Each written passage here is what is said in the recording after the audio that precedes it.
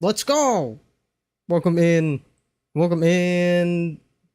Brooke, Sarah, and Jade. And McVin. So, before thank you for the headpad, Brooke. Let's go! Why am I not hearing? Are you guys hearing the let's go for the redeem? Welcome in, Monster. You are? Okay, cool. I think the volume on my laptop was just too low. before we go... Let's go! Let's go! Okay, yeah, I hear it now. We're looking good. Oh, you haven't seen it, Jade. Yeah. Yeah, before I get into this, let me show you what was accomplished. Let me make sure that Dalvinky is audio on, which I don't think it is. Hang on.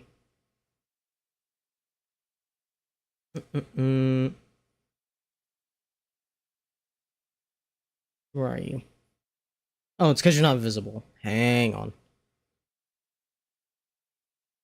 There we go.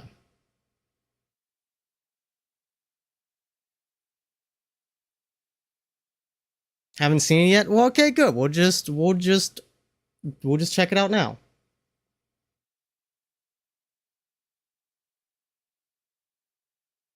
Let me... I need a fucking preview screen. I need a screen where the preview is bigger. Bring this down. There we go. Hopefully it plays and it's not too loud.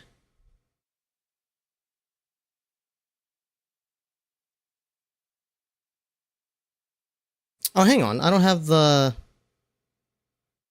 the filters on.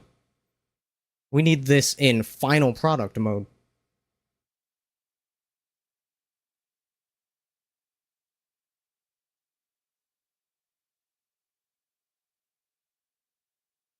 Motherfucker. Turn on.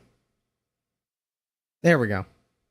I had those off so I can show the step-by-step process, but that's for later.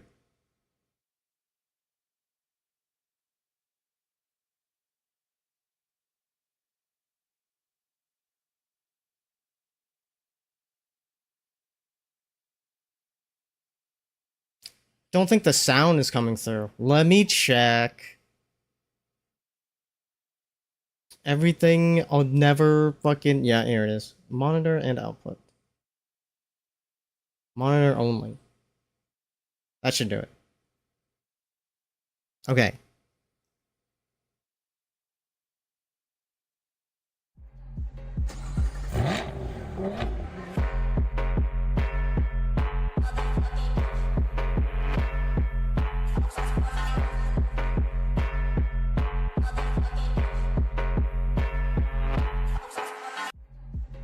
There you go. There's our short little animation showing off Eschira and the car.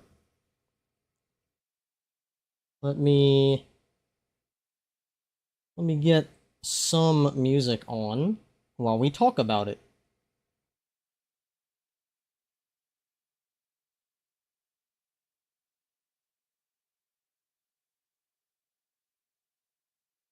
Okay. The car. Alright. Dalvinky off. So, where we had left off... Where is Blender? Where we had left off, we had one Eschira posable and one car not posable. So, the idea was simple. I had this idea for a while now. Pretty much I had this idea and then immediately started making the 180. Honored of having been here to see even a glimpse of the process. Well, now you'll get to see the rest of it, or most of the rest of it. But yeah, I had this idea, like, the day that I made the 180 was when I got this idea in my head. So I just kind of started on it immediately. Was to just... A good way to show off both models together is just have Eschira posing, you know, have her pose, have her be on the car like one of those, like the art that you see of chicks posing on the car. That was the idea. And I want to do this for every... Yeah, I'll say I want to do that for every model that I make because it would be a good way to show it off and... It would just be a good way to get experience. If I have to model a fucking car every time I model a character, It'll be good. It'll be good practice. So once Eschira was posable, let me get the rig visible. Once Eschira was posable, it was just a matter of grabbing her, sliding her over to the car, and putting all the bones in place. So, you know, getting the legs together and having them at the angle like that, having the hands on the car but not like clipping into it too much. It's got to be convincing after all. I put so much thought into like where the body intersects with the car because I was like, well, I don't want it to be too obvious because I was looking at it at this angle and you can see the body clipping into the thigh, and I was like, damn, I gotta make sure this lines up just right, which is hard to do with low poly models because you only have so many vertices to work with. But I put all that thought into it, and then you rotate the camera ever so slightly and it looks completely natural. You zoom out a little bit and it literally looks like the skin is tucking in to account for the shape of the car. I was getting so in my head about this, and then I realized that it literally doesn't matter. It looks fine. So that was a lovely, just a little waste of time on my part.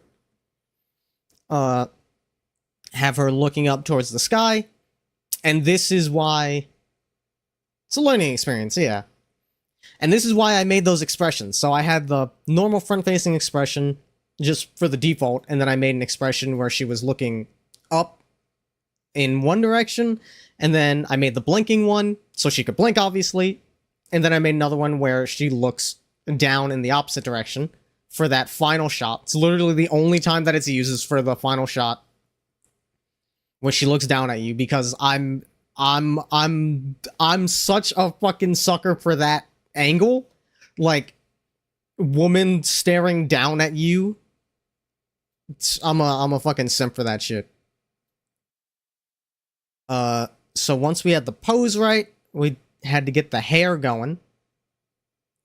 As long as you don't zoom right in on it. Yeah, if you, like I said, if you look at it from this very specific angle, you can see it's clipping unnaturally, but from like any other angle, it looks fine. Sometimes those little details are bangers specifically because they're unique, for sure. But it's just like, there's not even a shot in the video where you can see it. But yeah, once everything was posed, then I went to work animating the hair, and that's where the timeline comes into play. The keyframe nightmare. Which is surprisingly easy to manage because you can just hide stuff that you don't want to see when you need to focus on something. As you can see, if I select, let's see, bone, not expression. If we check the hair front, you can see these. I'll highlight them. These in yellow is the keyframes for the front hair. So I, start from a neutral position, move it to the right, and then, what was that? Hang on. Heard something in the kitchen. I hope something didn't fall over. I'll be right back.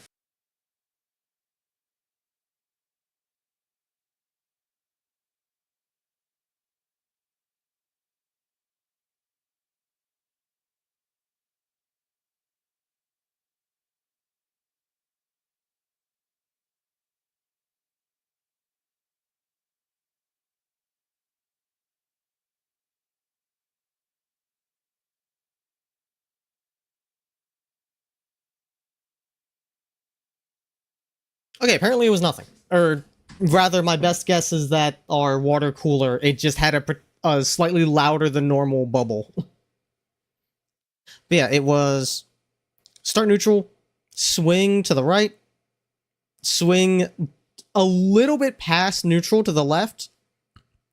And then I did that randomly 2 more times. And then once I had these 6 keyframes, it groaned. Is that the canonical term for when that happens? But once I had these 6 keyframes, I just copied and pasted across the rest of the animation, because once you get like 3 good swishes, once you get 3 good takes for a looping animation, then just copy and paste it. And from there, it informed the rest of the hair. So, on front, get the hair rear. You can see these, they follow the front hair, but on a slight delay. So to simulate, you know, the back hair being heavier than the front hair, so it gets influenced a little bit more slowly by the wind. But it's the same thing. You make those 6 keyframes of it going left and right, just timed a little differently, a little bit later than the front hair, and then you copy and paste. I think 2D uses 2 loops sometimes. Yeah, I mean, it just depends on how much work you want to put into it. And the rear hair was fun because I got to hand animate some pendulum motion. So if I go here and go into pose mode, I'll highlight these so you can see better. It's all just, it's a staple principle of animation is pendulum motion. The top one moves, and then every chain below that moves in a bit staggered fashion, following behind. And that's how you get ding dang hair to move. A series of wiggly cones. Exactly. That's all there is to it. All of this hair controlled by just 3 segments, and then all of the hair in the front just controlled by the one. Which anybody who was here for the weight painting saw exactly how those were mapped out. I really like how the hair came out. It moves, it moves so good in the wind. After the hair, it was time to set up the environment. Oh, also, you can see, show it here. This is our, I can unselect that. This is our expression bone, so you can see where we move it. We move it in an instant for the blinks. And then near the end, when she looks down, it's the blink and then change to the looking down expression. And then on the next blink, switch it back. And then after that was setting up the environment. So have that go away for now. The environment, start with the floor. This is just a stock image of a parking lot at night from bird's eye view. Just grab that, scaled it down to be an appropriate resolution to match the low poly models. The pixels, I mean, realistically, the pixels are mismatched between models, so it doesn't super matter. But yeah, these are a little bigger than the ones that are on the car, and these are a little bigger than the ones that are on Eschira. It's fucking whatever. We have our like spotlight going on. It goes into an infinite expanse of blackness. Well, let's think about the body clipping. The brain will try to account for it, and you make it clip quite a bit before it looks weird to the observer. This is true. Yeah, that's why I was saying, like, even if you change the angle just a little bit, it looks natural because like you said, the brain is making sense of it. Yeah, we got our spotlight on the floor, and the way that I did the neon on the car was I just made a duplicate of the ground texture and then put the neon effect on that. And during the animation, I'm just changing the opacity of the neon ground layer. So you can see, to give it that nice pulsing effect. And it just loops that throughout the entire video. I had it only start at this point to help timing with the music. Because of the way that I set up that intro, I use the neon to basically as a note for future me for when to set the transition to like to transition out of the intro, basically. So that's why it is completely off for this little intro section. It's one of those game dev tricks. Yeah, you learn a thing or two when you've been doing creative things for a while, and those skills tend to be able to transfer. And then for our skybox, this is another thing that transferred over from another skill that transferred over from game dev is ye old skybox. Again, just a picture of like a parking lot at night. I turned the brightness hella down so you can just barely see that there's lights in the background, just to give the illusion that there's something happening in the background. It doesn't need to draw the eye, it just needs to sell the illusion. But, as you can see, them being the appropriate distance is a little farther away than what we actually have for the ground texture.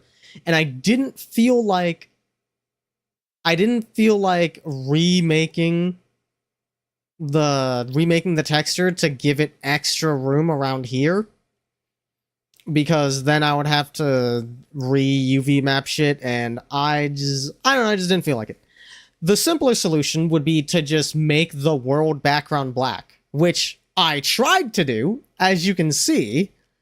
But if we go to where can this be visible? If I go to not rendering, will it show an animation? Yeah, as you can see, even if I set it to render mode, no matter what I set the world settings to, it's still this gray. I have no idea how to fix that, so the simpler solution was to just spawn a cube. A big fucking cube that's just black, and it surrounds the entire scene. So now, it fills out. Now it's just the endless expanse of the void. Probably slightly inelegant, but it gets the job done. So that's our environment set up. The last thing to do in Blender is the camera work. And that is where the animation tab comes into play.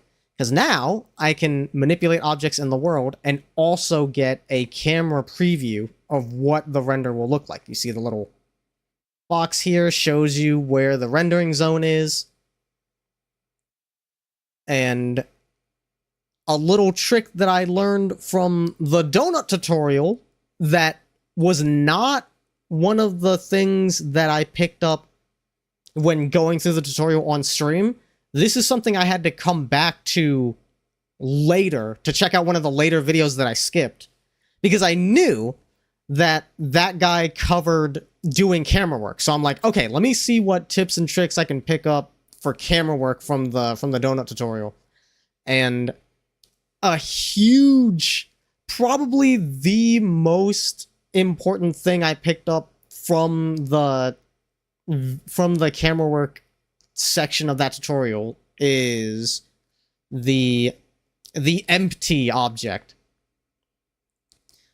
A empty object, if I get out of pose mode, is sort of like a it's like an empty class container in programming, for those of you that know what that means. So it's just like mostly for reference. So I can have this here. It doesn't actually show up in the animation, but I can see that it's there, and I can set it as a pivot point for the camera. So the camera is now always looking at this point in space, which means I can rotate it, and the camera will maintain its position relative to the sphere, the empty sphere. So I can rotate the sphere, and it'll be like the camera is orbiting around whatever point the sphere is at, which is super fucking useful, because obviously you're gonna want to move the camera around a focal point, and this is way easier than figuring out fucking math to get the proper angle. I just leave the point here because I want to have the camera point at the car, and we just spin it around. So I had... Oh, I already closed it. I was going to say, I had notes on how I wanted the camera to move. If I remember off the top of my head, it was the top-down shot from back to front, then the pinstripe shot front to back, which ended up turning into the front wheel shot because I liked the way that looked better. I mean, I guess I can just go through it. It's all the... Not the camera transforms. I want the sphere transforms. It's all of these. So messing with the position, the rotation, and the scale, because the scale basically acts as the zoom. So you can see we have the front-facing shot for the intro, and then it immediately jump cuts to the top-down shot, as you can see, rotated. So Can I? There we go. I'll have them both selected so they're easier to see. You can see I rotated the sphere so that the camera is directly above it. And then we pan the sphere from the back of the car to the front, and the camera follows. Then jump cut to the front fender. And this was originally going to be... Let me... Here, I'll do this. This was originally going to be something like this, where it does it follows the body line of the car from the front to back. But I tried it. I tried a couple different angles, and I wasn't sold. And I accidentally, or rather inadvertently, tried to change the end point before changing the start point, and I just watched it. I just watched it before changing the start point keyframe to match, and I saw that it was doing this swinging shot, and I was like, wait, I think that's a little better. So we ended up going from a pinstripe shot to this swinging shot to showcase the wheel. Showcase those sweet, sweet low poly rims. And then it jumps to a swinging shot of the rear profile, and then a not complimentary, but like opposing swinging front profile shot to match. Which these are, again, it's the same principle. It's just move the sphere, not the camera, the way that you want the orbit to go. So this is like, you can see the sphere is sliding and rotating. Over here, it's a fixed shot, but it's rotating and scaling, so it looks like it's pulling away. And this bit at the end, I think I forgot to fix the keyframe curve on this, but I liked how it came out. Because as you can see, it's not moving until like right at the end. So I think I fucked up.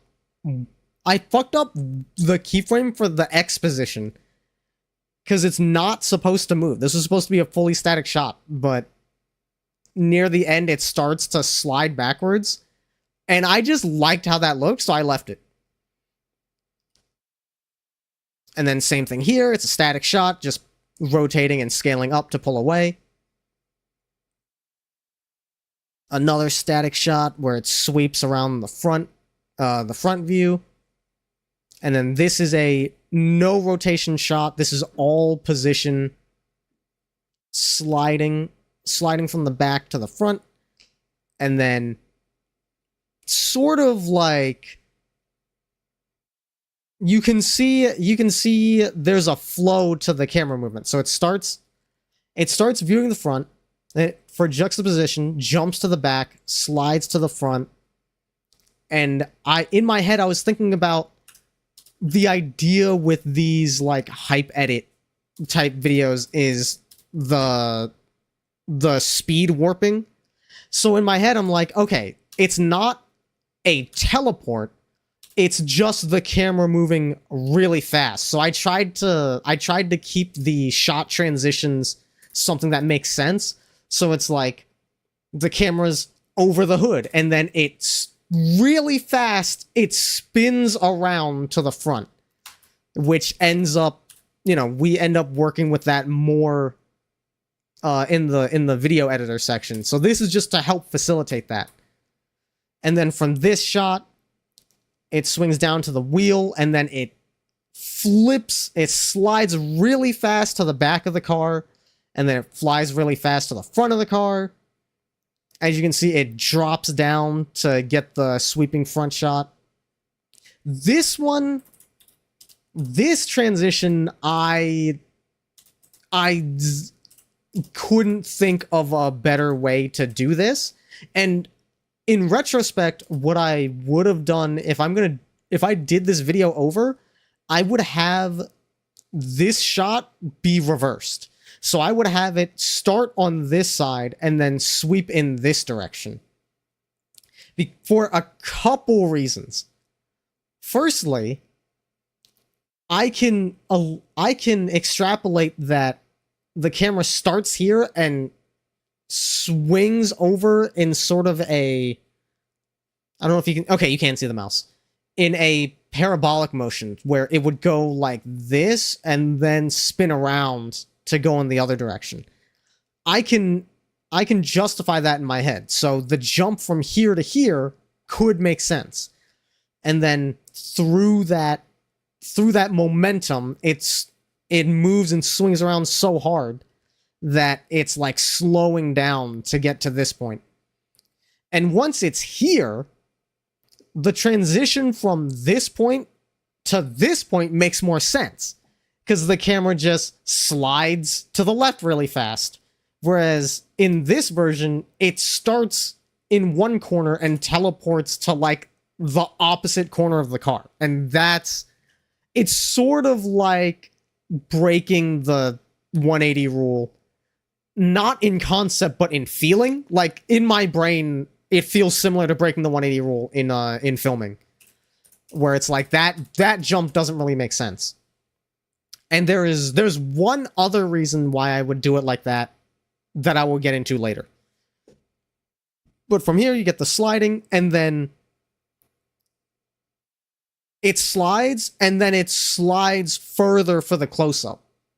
So it starts here, and then, like, zooms in real quick, and then slides up. And then you get this nice negative space to put the credits in at the end. And there's the camera work. So we have the models, we have the environment, we have the camera work. I just hit render animation, and there's some settings here I had to mess with. Actually, where is it? If I go to rendering, where's the output? Here we go. It's in, oh yeah, duh, it's in output. So yeah, you set your where the file's gonna go out, what format it's gonna be in. We export an MP4 because, you know, that's what computers know. You do gotta break the rules sometimes. I mean, it's true, but like, I don't think that was a warranted case for it. I just don't think it looks as good in retrospect. But yeah, we have it, then we have it rendered. So I have, let me get back to the animation screen. So at this point, what I've rendered is this on the left. So we've got, let me make sure it's not playing the audio. Okay.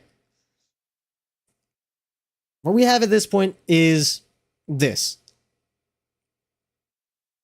Just the straight shots. It does have a little bit of that speed warping effect going on, but you know, it's raw camera shots, no transitions. Oh, I need to show you the graph editor. Here's a fucking nightmare. So normally, when you set all those keyframes, it does like normal in-out easing, which obviously is not what I wanted for literally any of these shots. So I had to fix the interpolation on every single keyframe that you see here. So like this, I needed to make this linear. No easing, just like straight from top to bottom or bottom to top. And then same thing on this one. This one has no easing on it. And then for every other shot, I had to do ease, I believe it's ease out. Yeah. You start fast and then it slows down. So I had to manually adjust the little grabby things on every one of these to make it so that it jumps towards its final value and then decelerates once it gets closer to it. Gotta do that for all of these little dots. It was a very tedious process. I am certain that there is a smarter way to do that, but I couldn't figure it out, and there's probably something about this process that I did suboptimally that made it harder to do this in an efficient way. And that is something that we'll just learn, you know, next time. I'll see if I can figure it out next time I do this. But okay, now that this is done, now I can render it, and that's how we end up with all this. So what we do from here is I actually brought it into CapCut, which is really funny to think about because it feels like it should be the fucking opposite. I use DaVinci Resolve for my personal, like, hobby video editing, and I use fucking CapCut at my goddamn day job. Like, I really feel like that should be inverted, but it is what it is. But the reason I use DaVinci for hobby work is because I like the increased level of control that you have, and I like that the effects in DaVinci are a little bit more subtle. You can make them very bombastic, because apparently that's what fucking Marvel uses and a bunch of Hollywood people. So clearly you can make stuff bombastic with DaVinci if you want, but you can very easily just tone the numbers down and do a lot more subtle editing, which I do a lot of. Whereas CapCut feels like it really wants to be flashy. You can do subtle edits with CapCut, but it is not, as far as I can tell, it's not built for that. It's built for TikToks. It's built for hype edits like this, which is why I was like, okay, this is the finally I can use CapCut the way it is intended and make some fucking TikTok type shit. But like I said, I use that for my day job, so I'm not gonna screen share that on stream because that could be dangerous. But I can show you the end result of the CapCut phase of production. So if we go back to DaVinci and go to edit here, I think all I need to do is hide these. I'll hide these while I'm at it. Actually, yeah, I'll hide these. And then mute. I'll just mute everything. So what we have is basically I would take every jump cut and I would add one of those CapCut transitions. So that's how you end up with the very blurry switching from angle to angle. And that helps sell that illusion of, oh, the camera's just moving really fast. It's giving you that speed warp look without actually having to do speed warping, because I don't feel like learning how to do that. I looked it up once. It looks like a pain. Realistically, I could do it, but I just don't feel like it. So instead we just make it look like it's speed warping. Yeah, that's how you end up with all of this. And as you can see, it doesn't look like the final product yet. It's moving like the final product, but there's still a couple steps we need to take to really sell the vibe. Some of your clients would deserve it, but I also rather keep you gainfully employed. Wait, what do you mean? Oh, I see. Yeah. Yeah, we'll leave that out of it. So, instead of just having this be the entire intro, as you see, we have the A.K. logo intro, which I fucking love having, dude. I am so, like, you guys got to get logos. Well, I don't know what the hell you would use it for, but you guys gotta get some personal logos, because I fucking love that anytime I make a video now, I just slap this on the front of it and it's like, I made this. Presented by yours truly. And it feels so good. It feels so good to have, like, not branding per se. It's fun to have branding, but what feels good is just putting your name on stuff. Like, I don't know. I feel like it's my dream that one day someone will see this intro and be excited by it just from this visual element alone. I think that's the dream. And then I'm gonna pause the music for this because this is an audio bit. So you have. I try to match it up to the beat so that about halfway through the engine startup happens. And you've got. We'll solo this first. So you have the music cut in. It starts out all distorted as it fades in, and then it jumps to go along with the music. It jumps to being full volume.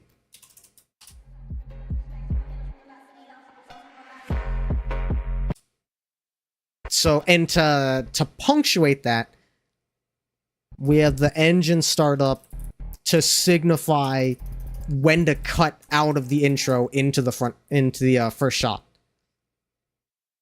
So that's what this is for, which, would you believe it? This is the engine startup noise from a Cadillac Escalade, apparently. I don't believe that for a goddamn second. I'm sure that's just fucking fake engine noises piped out of the car. Because I don't believe that that's what that car's engine sounds like. And yeah, it's just a nice audio punctuation to match a transition.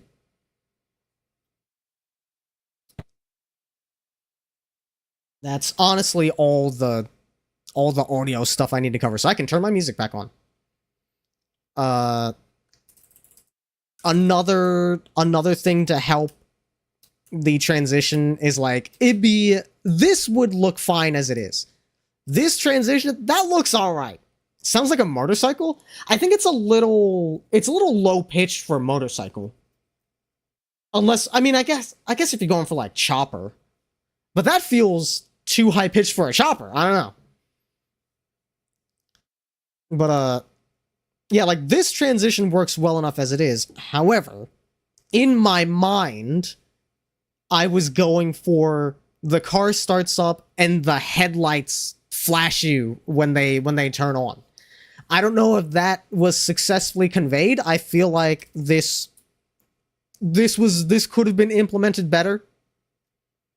But what I ended up doing was I just grabbed a stock image of a headlight flare and we flash it for just a couple frames while the first shot jumps into view.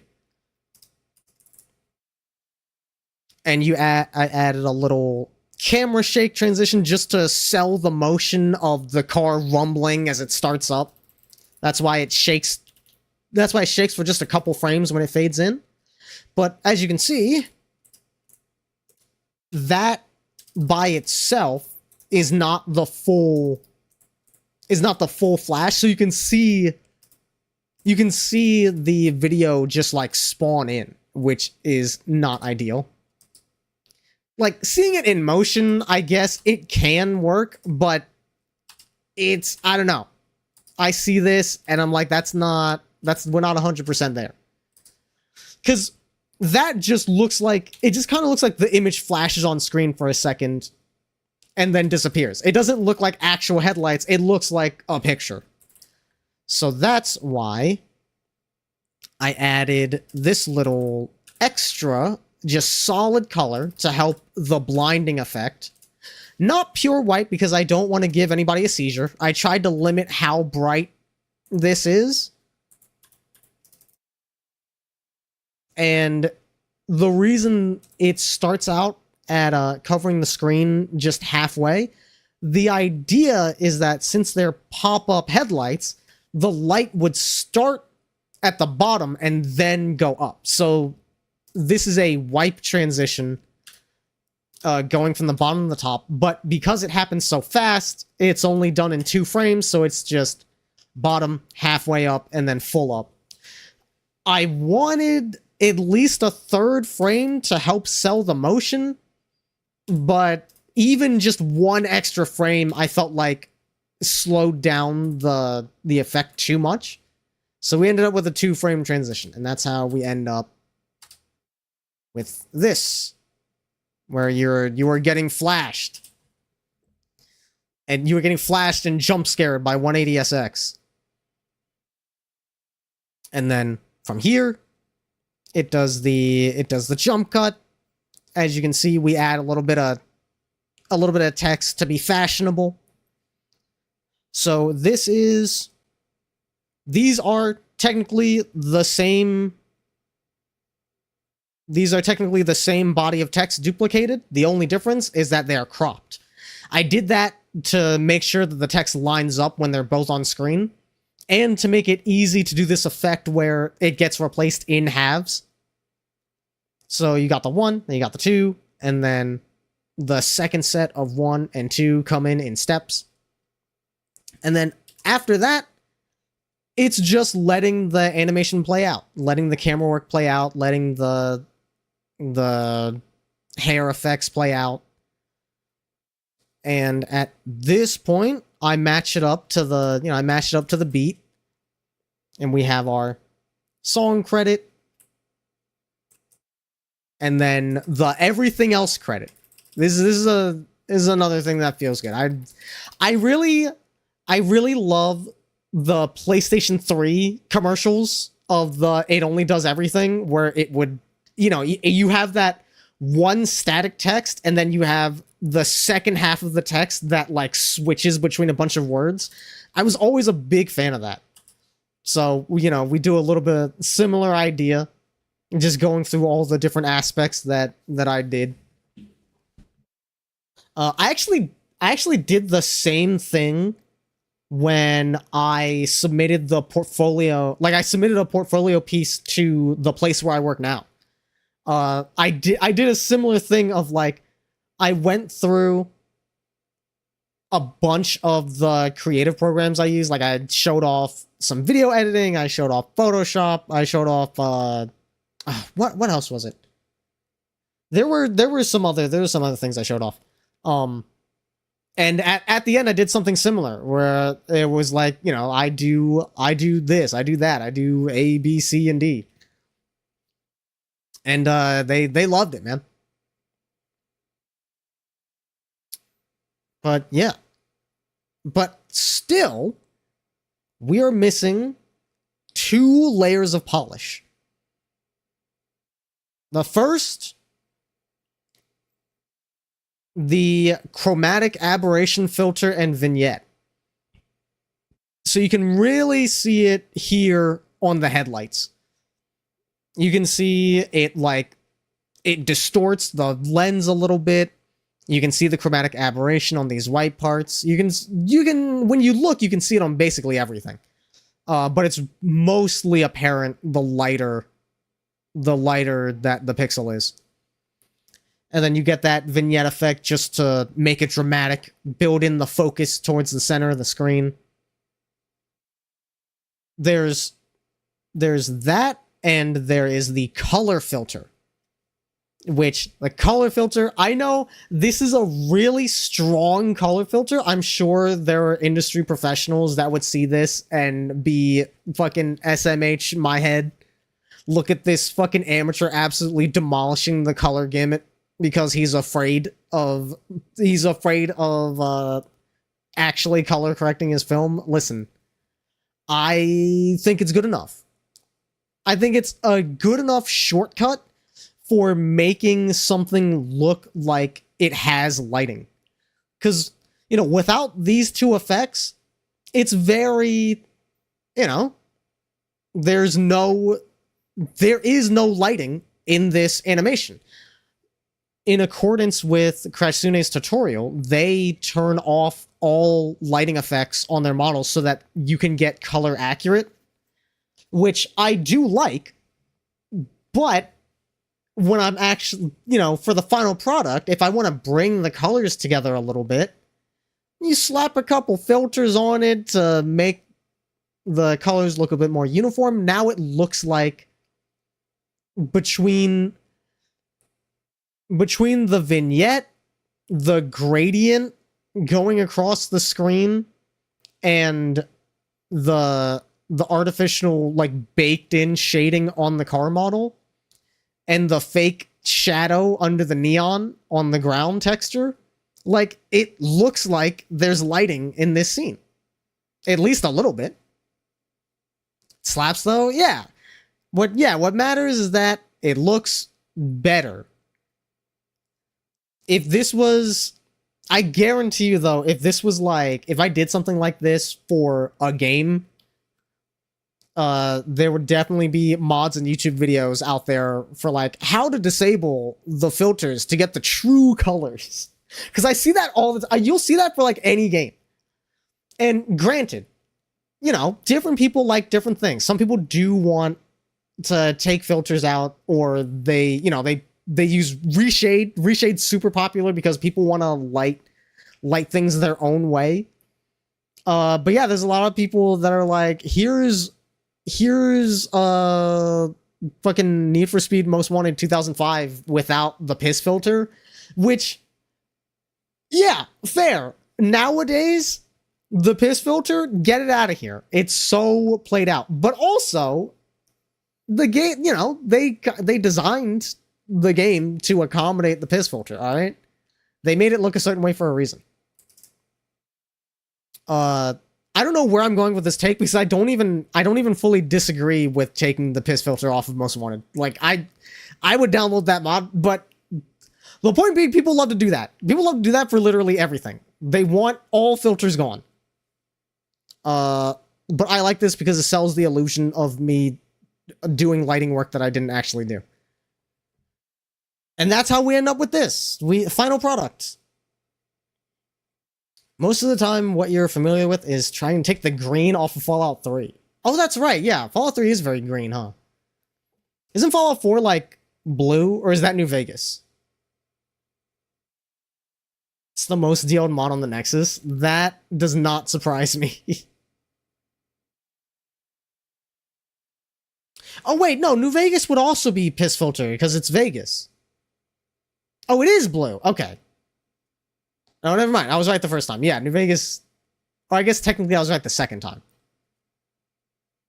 Fallout 4 doesn't have a color filter. Ah, okay. Interesting. Oh, I might be thinking of 76. 76 feels kind of blue from what I remember. Also for adding ENBs to Skyrim. Yep, that too. Alright.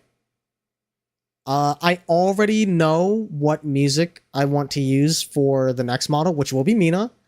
I'm pretty sure I know what color I'm going to use, and I know what the pose is going to be. So, you know, my Blender obsession isn't over yet, but I'm pulling myself away from it, at least for tonight. I gotta give myself at least a couple hours of break before diving back in. But, yeah, I'm clearly chomping at the bit to do it all over again, see if I can make Mina's model a little bit better. And yeah, very, very excited to make more 3D models. This is super fucking fun. Wouldn't be surprised if some of the map updates had filters. What color would Ohio be? Probably brown, right? There's the Cleveland Browns. I feel like it would literally be brown. And also with all the smog.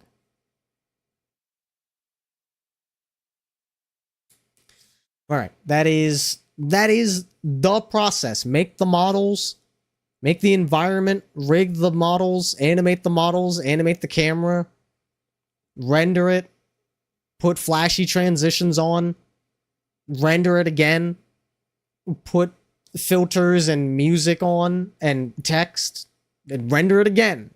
And bada bing, bada boom, you got yourself a video. Alright. Now time to work on cars in a digital space, but not the way that I was working on cars in a digital space for this. You go away. You also go away.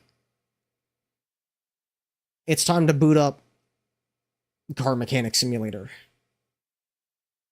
Cars 2. Wait. Ooh, ads are starting soon. Perfect. Okay.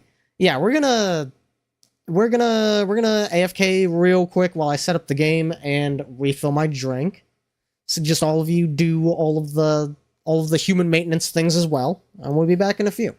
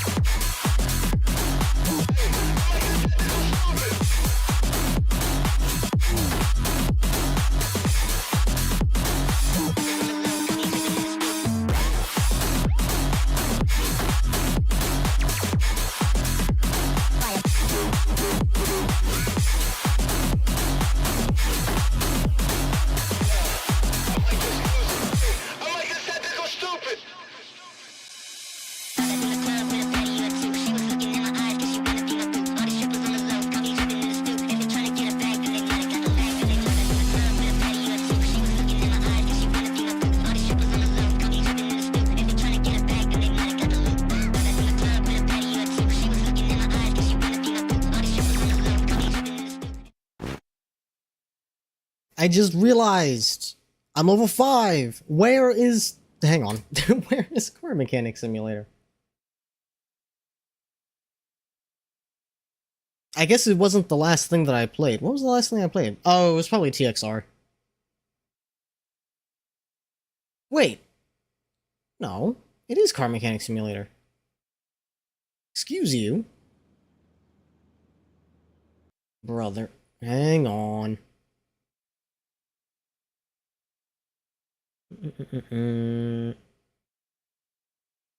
Why? Why you lie to me?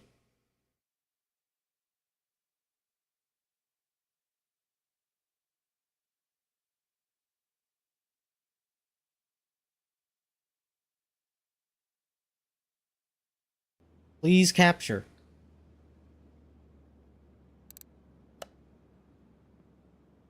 There we go. What the heck? Why did that take so long? Maybe it doesn't hook properly when it's in the pause menu. Well, anyways, let me get car working music on, not what we had on earlier.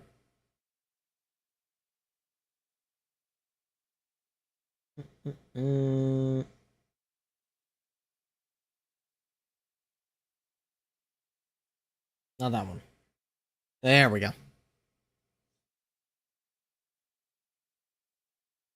Okay. Oh, wait. Okay. There we go. I just realized I'm level 5, which means I can go to the junkyard now. But I do need to make sure... First of all, I probably need more money than that. And secondly, I need to make sure I have the storage space. I need you to store and sort your spare parts. Yeah, okay. I need garage expansion before I can do that. Oh, and I need 10,000 credits before I can do that. Okay, cool. So, once I have, like, 15,000 credits, then we can get tetanus. Alright. Which means we gotta get to work! What do you need? Oh, brother. Brake system? Okay. I mean, if it's brake system, then I can probably guess. You know what? Yeah, let's get you off the ground. Actually, hang on. Yeah, fuck it. Let's get you off the ground. I'm on the tetanus grind. You know that's right.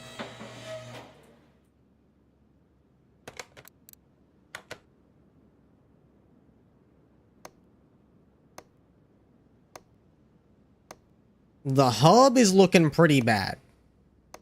I'm guessing that needs to be fixed. Okay.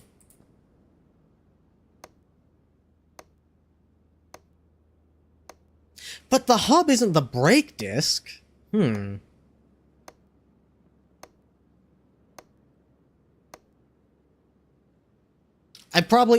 I have to actually take the wheels off to check the brake system. Alright, whatever.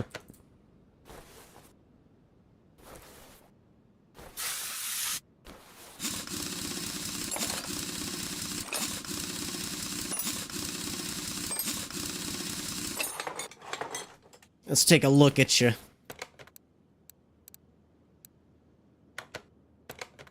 Okay, now? No, okay. I just gotta examine these, I guess.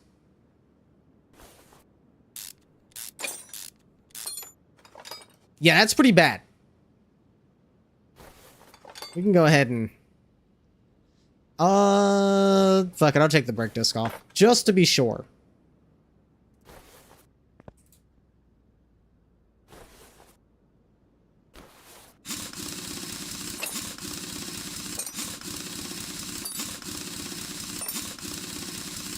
I can see that caliper's looking pretty rough. Give me that.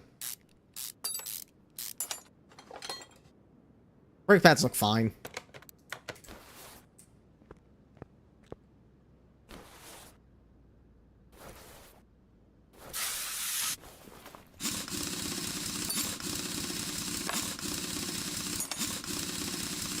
It's faster to do it from this side because there's more overlap.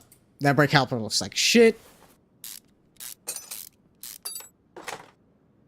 Brake pad doesn't look great either. Go ahead and take that off.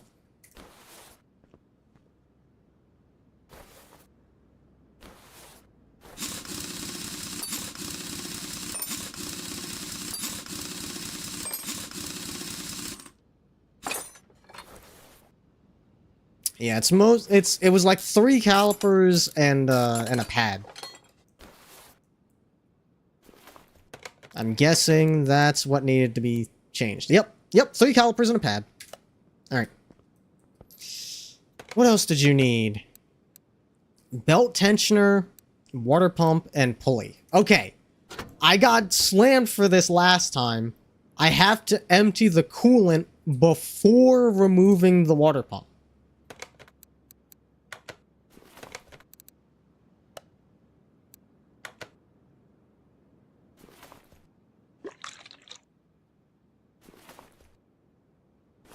Okay, now...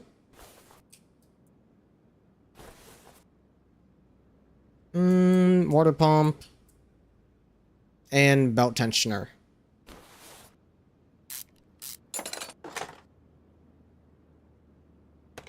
You know what? Hang on. I'm gonna not use these, because it's content to have to actually look for where this stuff is. Belt tensioner, water pump, and pulley. So, water pump, we gotta get you out, which means we gotta take you out, which means we gotta take you out. Speaking of tetanus, look at the fucking rust on that screw.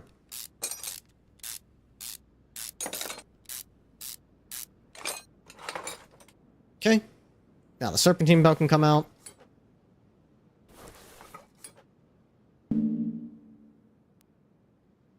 Okay, that's fair. I need to take some shit off before I can get to you.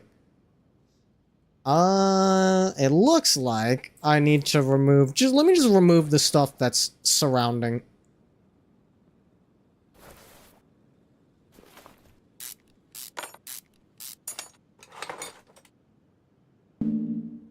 Oh, right. Duh. Let's get you out of the way.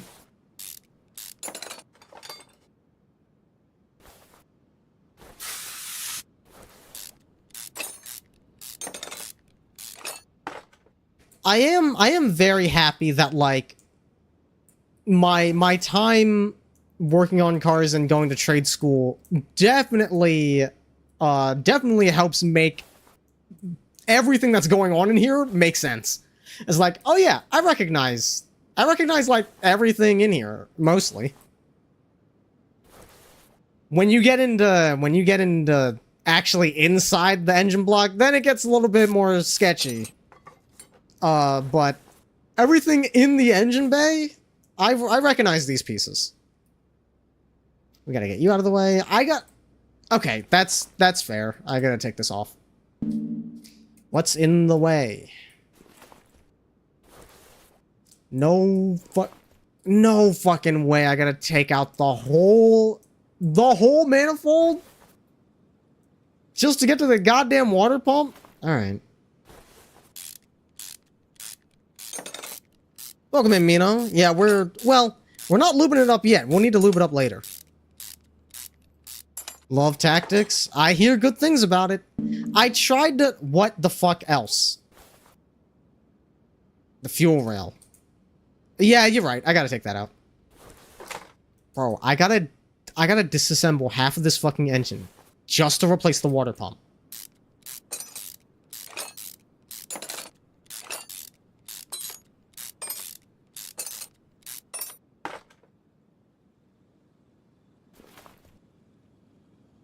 Okay, cool. I just need to take off the one side. Alright. I'll take it. But yeah, I tried tactics, like, around when the remake was first announced. Welcome in, Idea. Let me finish getting this cover off. Alright.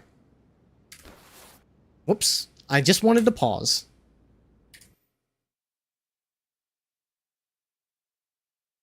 But yeah, I tried FF Tactics around when the remake was first announced, and it's dense. That is a mechanically dense game.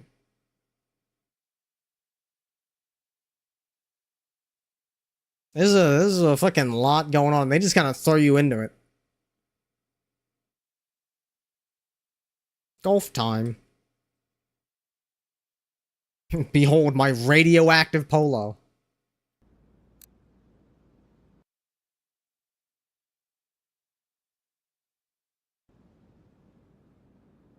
Always shill the trades when your students ask about careers, except mechanics? That's crazy. To be fair, if you're going to be a mechanic, you do basically have to learn all of the trades, which is crazy. I guess better to pick one that's a little bit more specialized. It's so similar to Classic, but there's a ton of QOL changes. Okay. The last person that I asked about the QOL changes made said that there weren't that many. It was mostly just the like class tree. That was the only one that they noticed. But if there's more, then maybe I can give it a shot. Love the fact that if a unit has more than 95 faith, they leave your party. That is hilarious.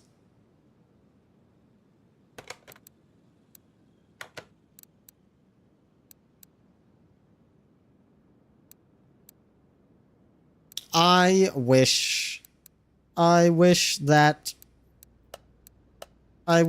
I could put things on the shopping list from here, but alas.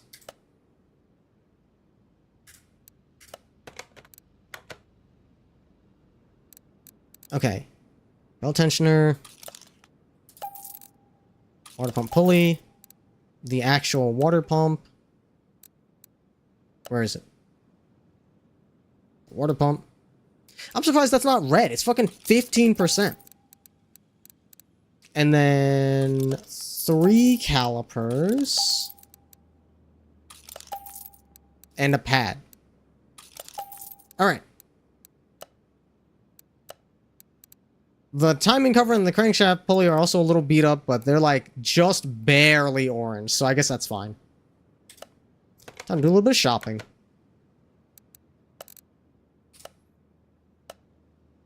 Belt tensioner for an inline 6 busty. Belt, inline 6, dual overhead cam.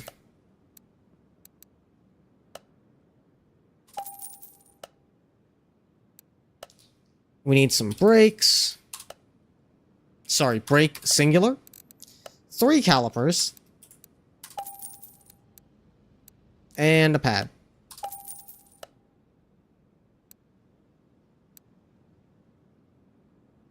I need the pump for an inline 6 dual overhead cam.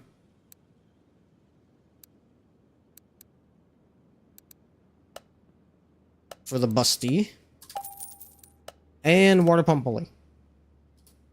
Water pulley.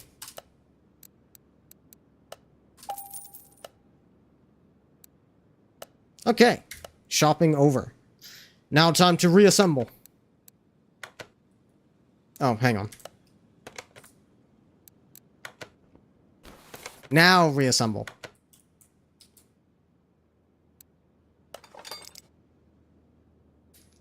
But yes, welcome in Mino, welcome in Idea. Happy Saturday.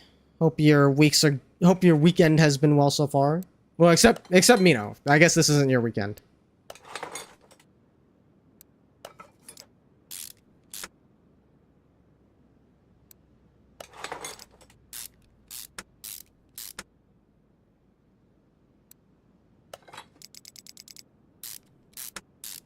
Wait.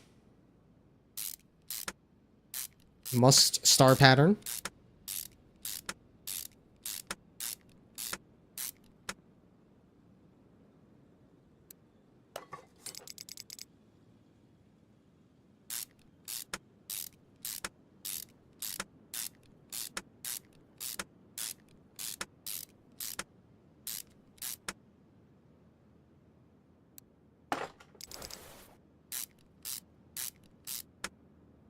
The damn long screws. I just noticed they take like twice as long to screw in.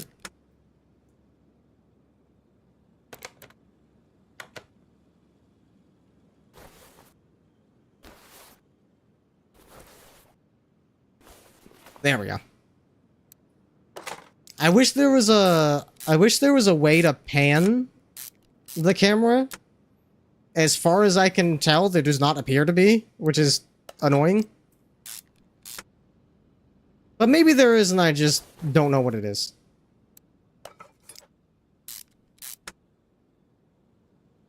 Put that belt back on.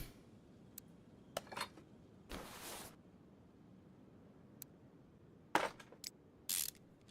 think the biggest QL you notice is the fact that you can move the camera around the map before you cast something. Especially for a arithmetician, you couldn't see who you were targeting sometimes. That's crazy. That's crazy. You were just fucking guessing?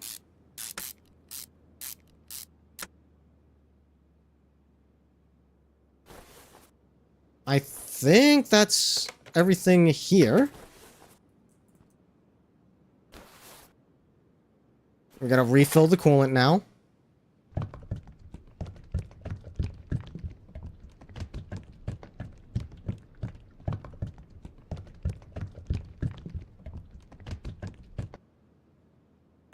There we go.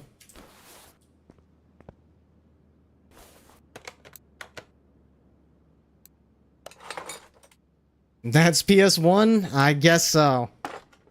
The PS1 is not perfect. It's probably the closest to perfect we're gonna get, but the things that it misses, oh boy, does it miss.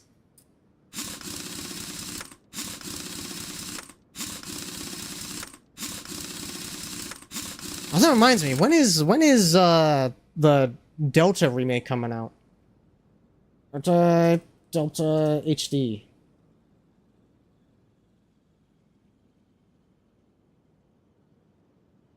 November. Okay, I thought it was October for some reason. It was the same on PSP. MGS? Fuck no. I'm talking about the real Delta.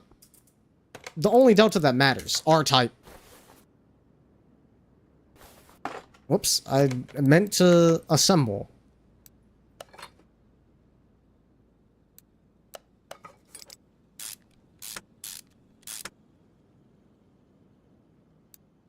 We were literally just talking about how the PS1 was the peak of gaming, and you think I'm over here talking about fucking MGS3? Get out of here.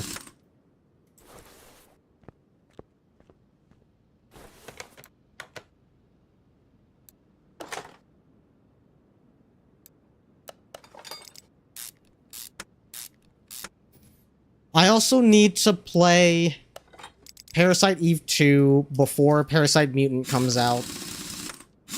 But I don't know when I'm gonna have time to. It's probably not gonna be during October.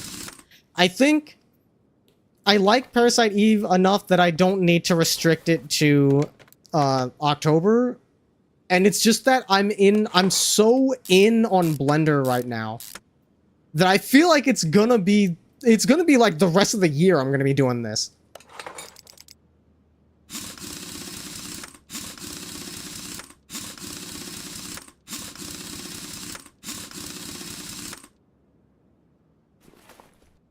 So who knows when the fuck I'm gonna be able to get to Parasite Eve. By the time I'm playing games again, fucking Pokemon ZA is gonna be out. Is that everything? Hey, get out of here. What? I forgot to put... I have to check my goddamn inventory when I think I'm done working on the car. God damn it. Where is it? Oh, right, it's here. I don't think I get penalized for that, thankfully. Okay, let me get into the habit of checking my inventory. Okay, everything's put back on the car. Fucking get out of here. Let's see if there's any good orders. Ooh, I like that. Running gear faults. Suspension clanks and rattles. Yeah, get in here.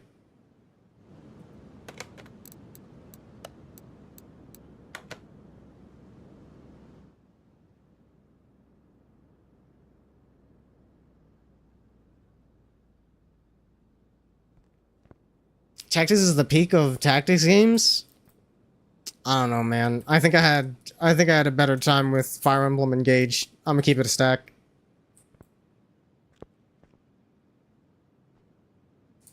Okay. Do I have any skill points? I have no skill points. Oh, I have crates. That's what I was like, I feel like I'm missing something. What do we got? Another case! Let's go! 65 scrap, I'm guessing is what that is. Which is probably useful for, like, fabricating parts. Or repairing parts. Ooh, barn map. Another case! I'm rich! Yo! This is ridiculous. It's just that easy. We got infinite case tech over here. Okay.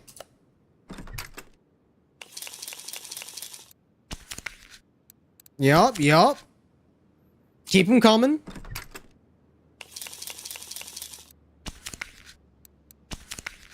Okay. God damn. Barn location map. I gotta... Where do I store my cars? That's what I want to know. Your garage. Right, okay. Test track, racetrack, junkyard, car salon. Oh, I can't check out barns until level 10. Gotcha. Car auctions, photo locations, drag strip. Okay, so...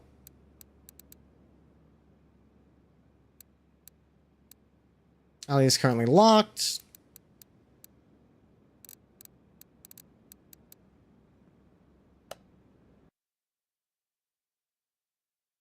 I guess this is where I keep my cars. So that's cool. Okay. I'll keep that in mind. I wanna start building up a collection.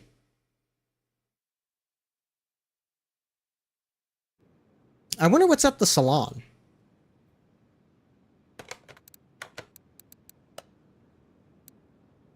This looks like a dealership.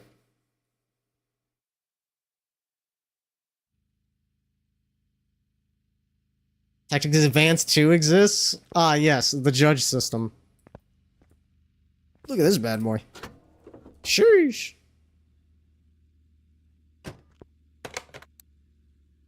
Overview, car status. The Bolt Sunrise.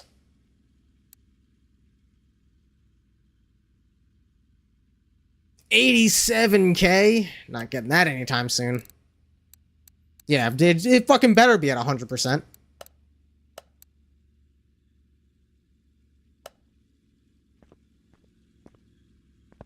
What a weird dealership.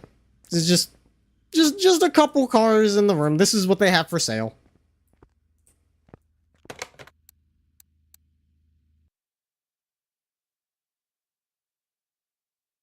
If you really love tactics, I would suggest checking out Advance and Advance 2. Okay.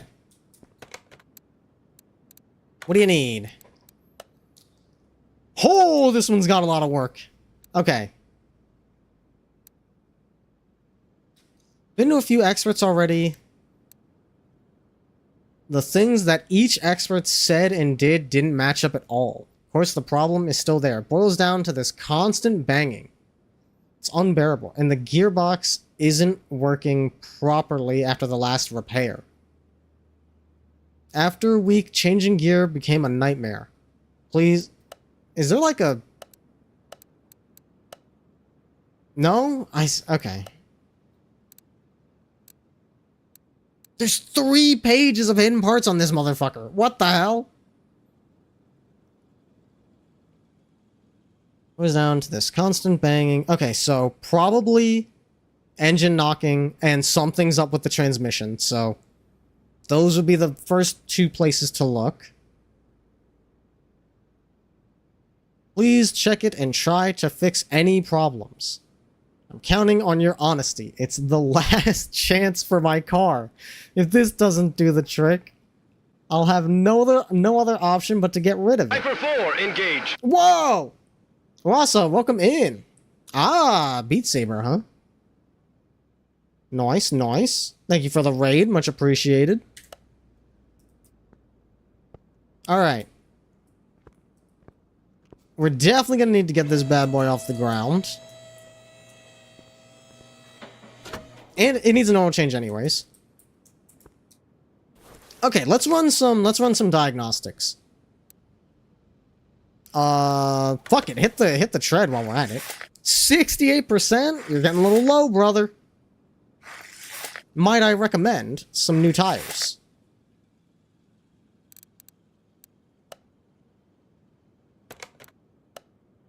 Hit the fuel pressure test.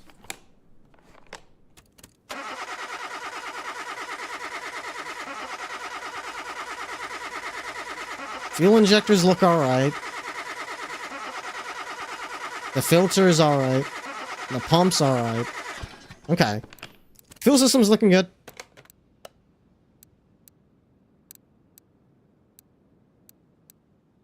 Compression. Now, if it's engine knock, compression testers should give me something.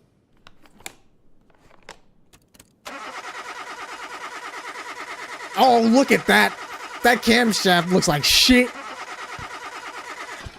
The camshaft being shit probably caused the fucking comm rods to bend too. Yeah, I had a feeling. I will just hit it with everything, honestly. And it because the game crashed twice in a row. Oh, brutal. Spark plugs are out. That also doesn't surprise me. Ignition coils are fucked up. How's the game going? Game's going good. You missed us going over the creative process for the little my first Blender animation.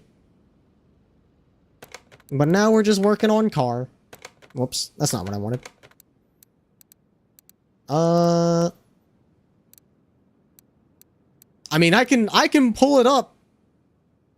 I can pull it up again. Any excuse to show it off. Let's see, we did fuel pressure, OBD scanner, compression. The multimeter, I don't think, is gonna show us too much. It didn't sound like it was having electrical issues. But it doesn't hurt to check.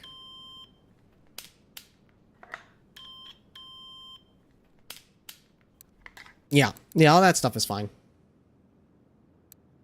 Just put your headset to charge and come back. Alright, just let me know when your shit's charged. Okay. What else can we inspect? Actually, hang on. What have we found so far? Okay. There's a whole lot. Probably in the transmission. But let's see what we can find.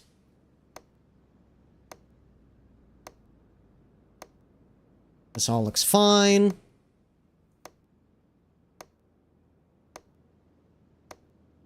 Cam gear. I'm surprised the compression test didn't find that. Well, I guess it wouldn't necessarily.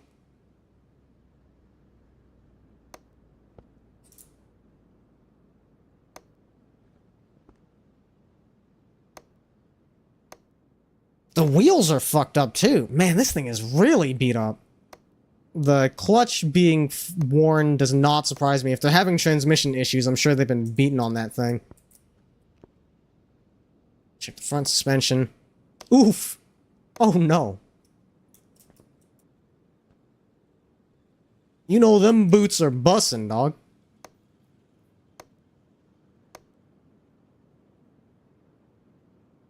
The fuck did they do to this vehicle? I think it's just old, man. This is just what happens to cars once they're old.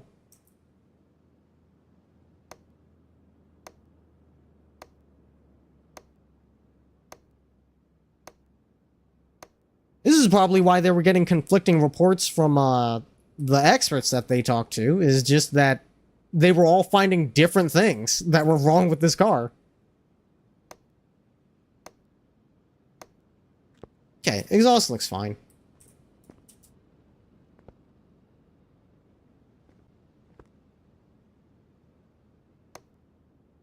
Wheel hub on this fucked up too?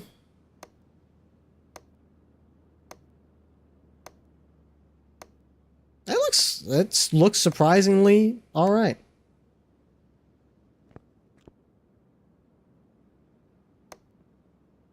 Sway bar's fucked up, same with the front.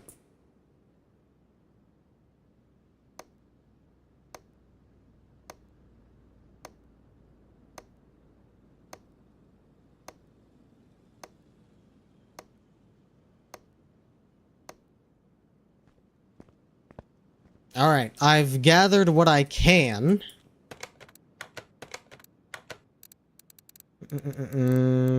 We still have, like, a page and a half of undiscovered shit, so I'm sure we'll find it as we take stuff apart.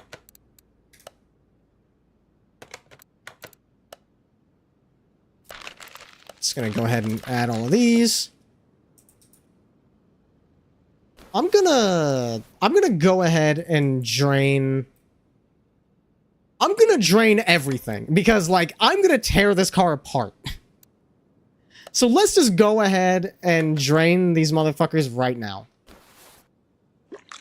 Fuck it, I'll drain the washer fluid while I'm at it, just in case.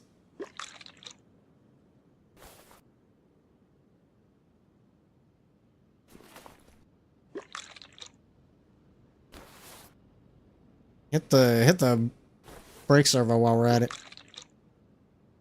Okay, that should be everything. She's nice and dry. Actually, let me drain the oil too.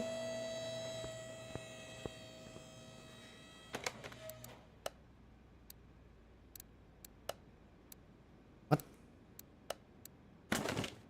Oh, right. Let's drain this bad boy.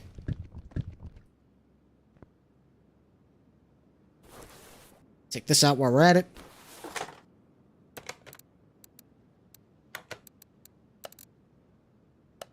I probably should have checked what it was. Inline 4 filter. Oh, filter. Inline 4.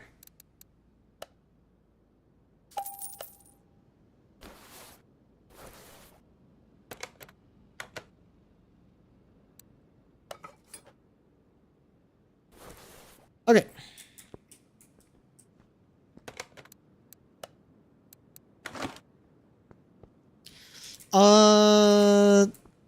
Yeah, fuck it. I'm just gonna... Let's just take everything off.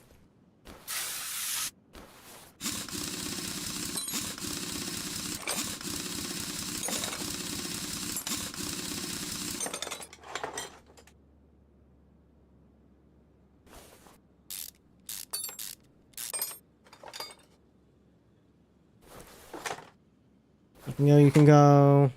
I know there's some fucking shit that needs to come out of the wheels anyways.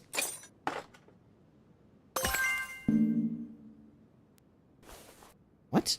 Ah, the bearing.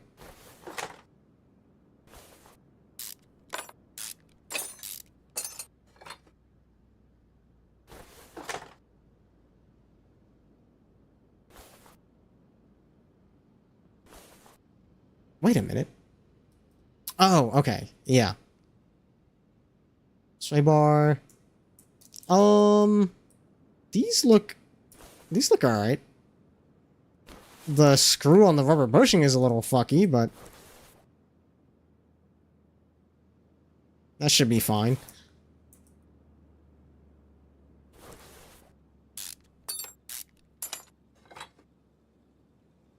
Let's grab these. What else? Oh, right. Dude, 2%! There is precious little left of that fucking thing.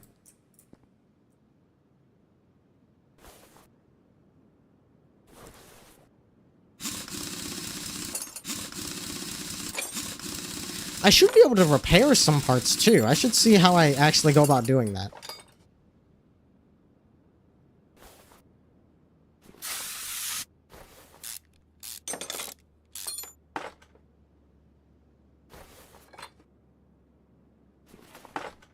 Take care of you. Take out the axle.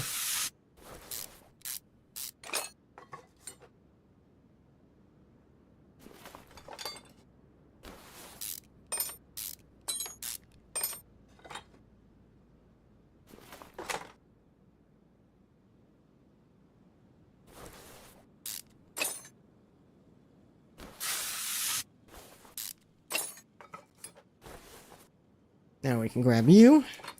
And you. We're gonna need that. We're gonna need to tear that fucking engine apart. These look okay. I'll leave them for now. Alright. Yeah, can I repair things?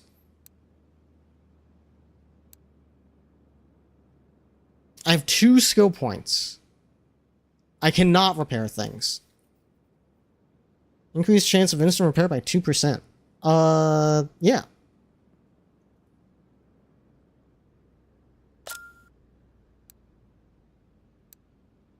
Examination speed, movement speed. I mean, these are all plenty useful.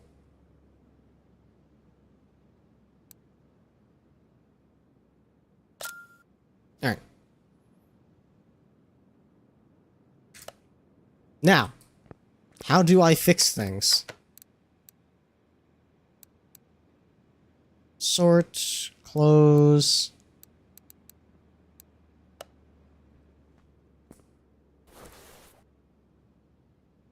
Focus on part. Okay, not that. Interior detailing.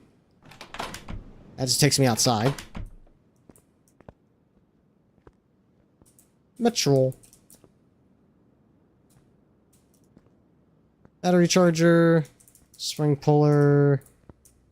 Wheel balancer. I haven't had to do any wheel stuff, like, at any point so far. Oh, it's probably here. My machining station. Or not. There's toolboxes all over the place.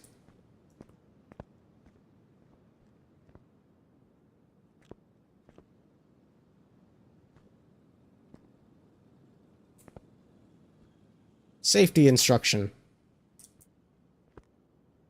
Wait, the welder? Where? I could use that to repair things. There's the radio. There's the phone. Where do I repair parts? Hang on. I gotta look this up. The Jays keep winning? Ooh, sounds like having a strong season. Car Mechanic Simulator 2021.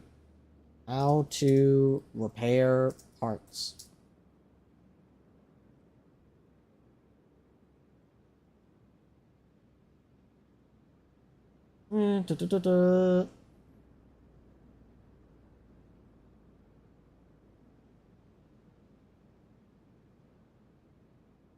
Repairing parts.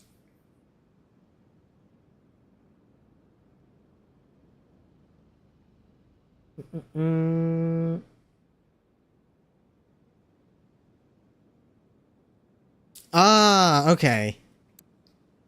I need an expansion for that. Which one is it? Is it this? Yeah, the workbench. Okay, I need the garage expansion. Okay. Duly noted. So I won't worry about that for now. What I will worry about is getting these wheels off.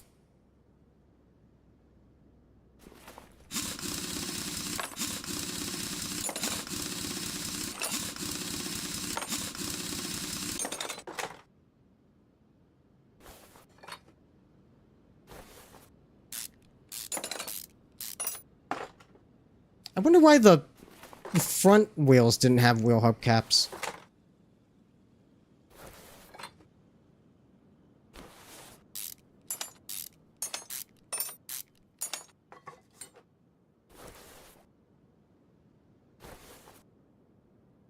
These are looking alright. This has to come out, which means this has to come out.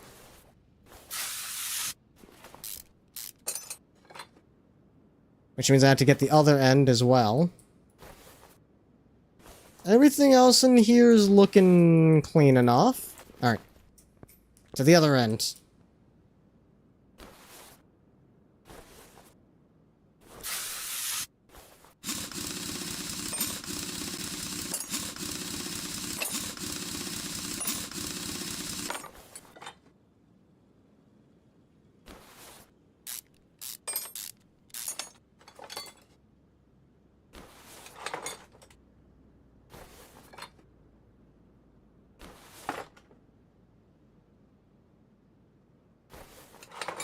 I'm just taking this shit out because I can at this point.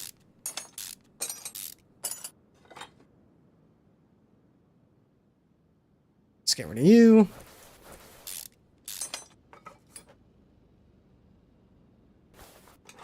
I see. Okay, that's just a fastener. That's fucky. Okay, everything in here looks alright. There's nothing else here that was atrocious. I wonder if everything else is in the engine. Yeah, still a bunch of undiscovered parts. Oh, wait. Where's the transmission at?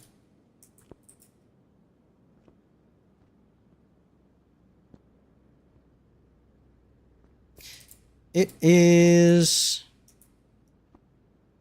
transaxle, it looks like, because it's transverse mounted. Okay. Let's get in there. Time to take out fucking everything.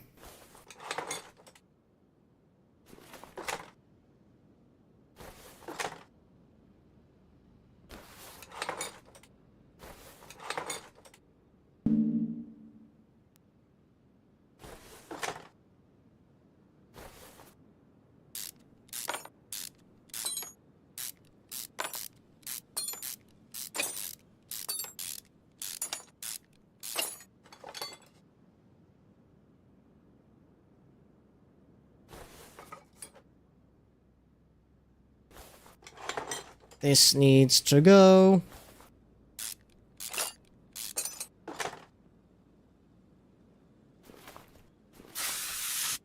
I'm surprised more of these screws aren't rusty, honestly.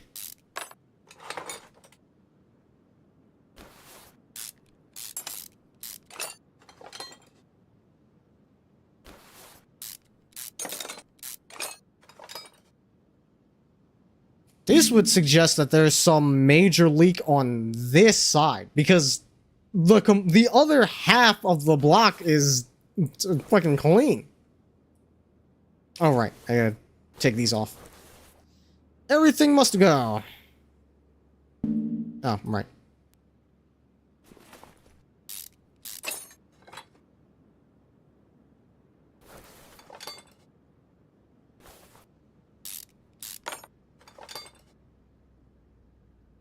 Now this is the fucking big work order that I was looking for the last time that we played this. This thing needs everything taken out of it.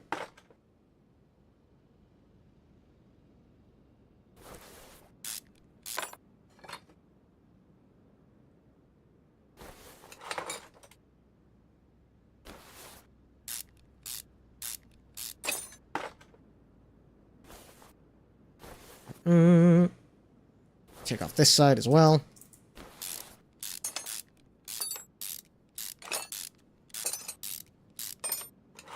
I think that ABS module looks a little shitty. I'll grab that next.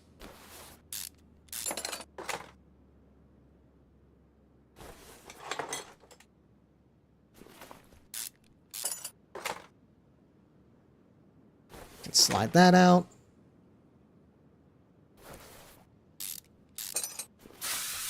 Rusty screws, a telltale sign that something's been inshittened.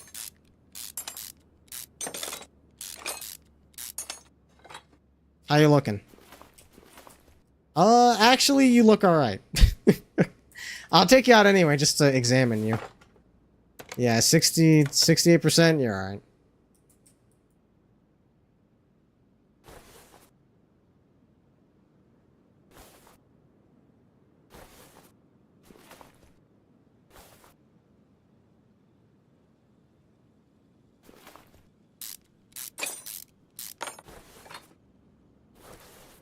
Yep.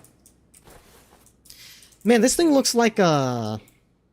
This thing looks like an Eclipse on the outside, but it's automatic? Yikes, brother.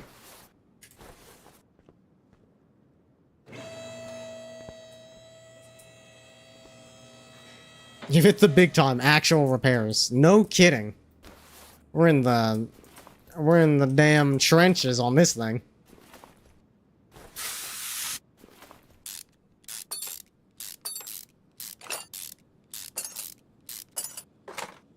Oof. Yeah, that looks pretty gnarly.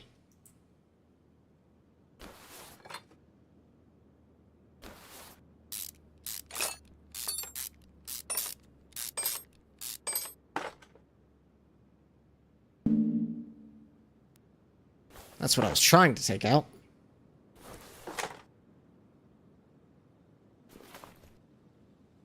Okay, the crankshaft's fine. What else are we missing, dog? There's so many parts to go still.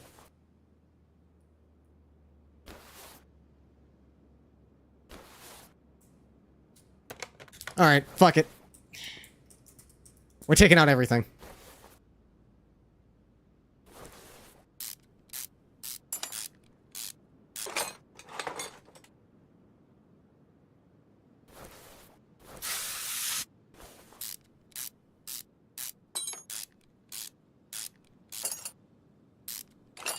We tested the battery already.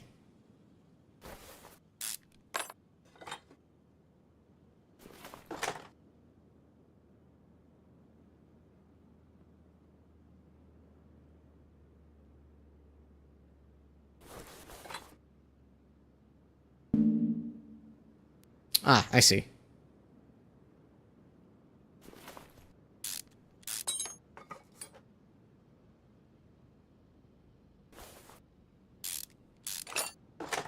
Okay, those bushings. Okay, it's got bad bushings, I see.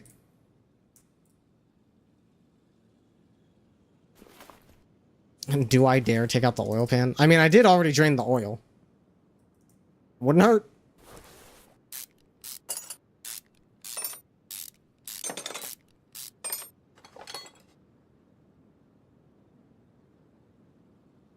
And those are fine. Ooh, I mean, the turbocharger looks fine. Uh-huh. Yeah, I see some gnarly shit in there.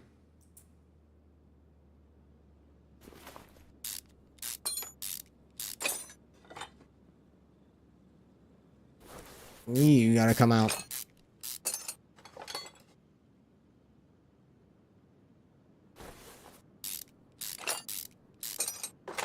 Can't believe I thought to take the oil pan off just on a whim, and lo and behold.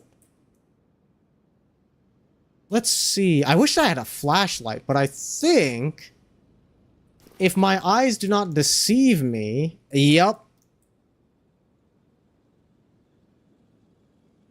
Those pistons are fucked.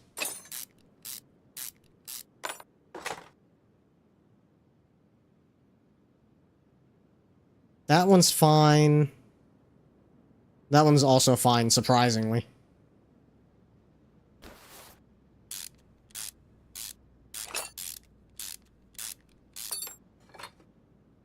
Okay.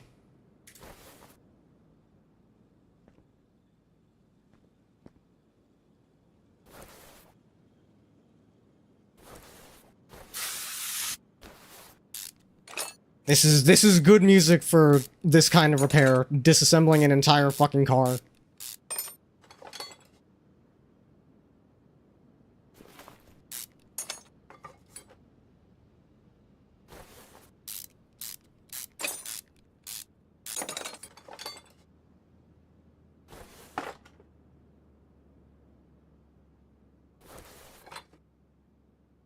Take this whole steering rack out.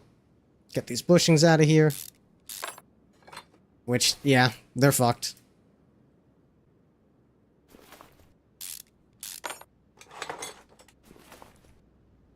Took all the bushings out? I'm probably good to leave that. But I do gotta get at the bushings in here.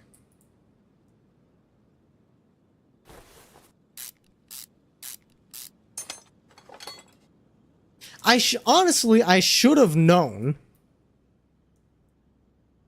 I should have fucking known that all of the bushings on this car would be fucked. Because that's a telltale sign that a car is aging poorly. Is just every single fucking bushing is blown to shit. All the boots are leaky as fuck. You see it time after time. That's the car that's going to have 800 things wrong with it, and the customer is going to elect to have none of them fixed.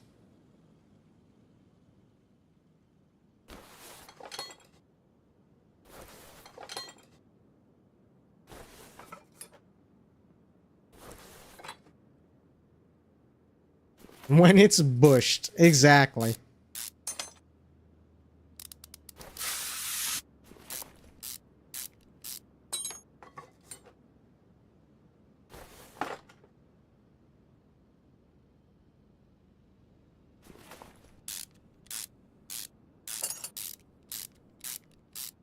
It just sucks that it's not immediately apparent when a bushing is fucked, because it's not it doesn't get rusty the way that other parts do when they're in disrepair. And this is in the game. In real life, it's a little easier to tell, because you can see that they're like really torn up and covered in grease.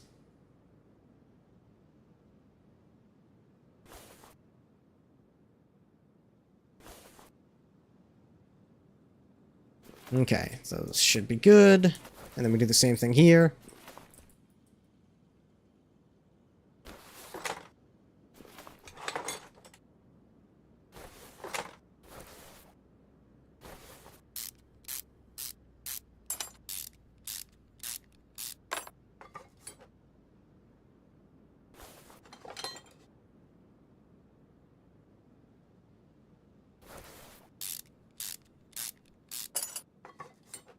That one was truly on its last legs.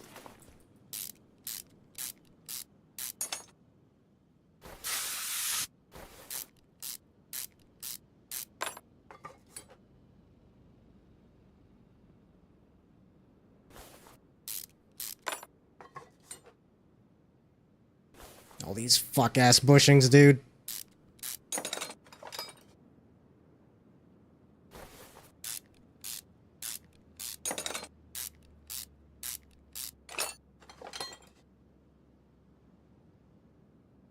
Okay, that should be good. I think I got all the ones on the front. Now I gotta take the pistons out.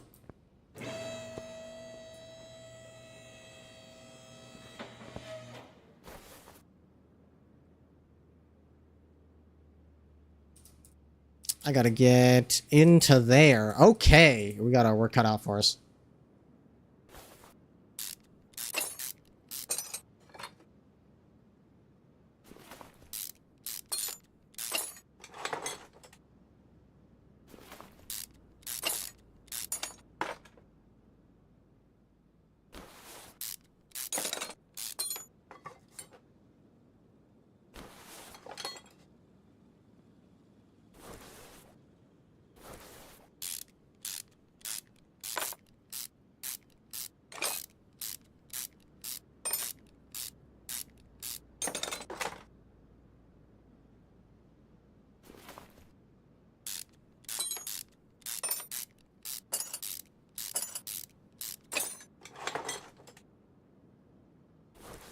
Let's take the injectors out. I'm pretty sure some of these need to be replaced anyways. Oh, never mind. Those were good.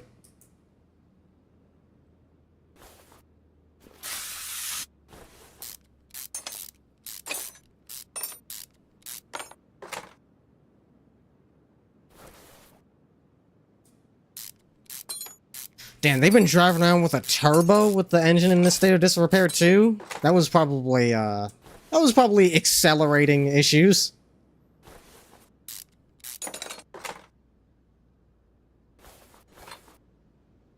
Okay, finally. Get the fuck out of here. We're gonna have an extensive fucking shopping list.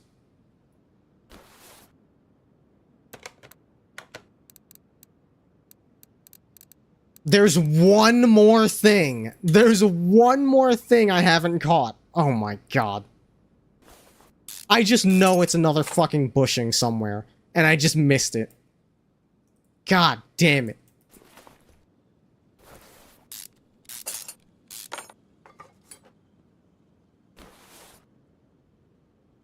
Alternator's alright.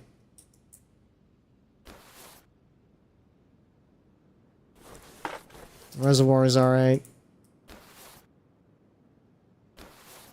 Brake servo is alright. Wait.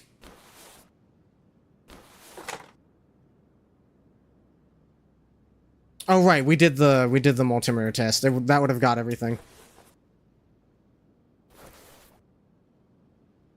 If anything in life is certain, it's that there will always be one more thing. It's true. If Jackie Chan Adventures has taught us anything. Air filter's alright. Fan housing. Maybe I mean, the radiator looks okay. Yeah, that's fine. Small intercooler also looks okay.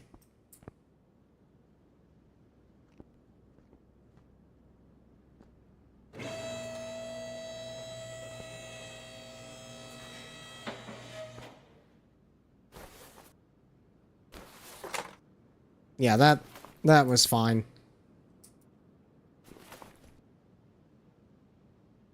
This is all good.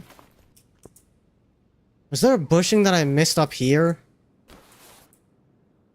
I don't think so. Looks like they're all accounted for.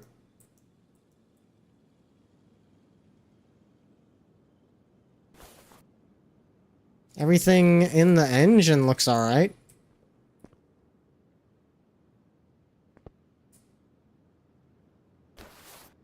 Was it here? We took all the bushings out. We took all the bushings out here. We know that the fuel filter is okay. It couldn't possibly be the fuel tank itself.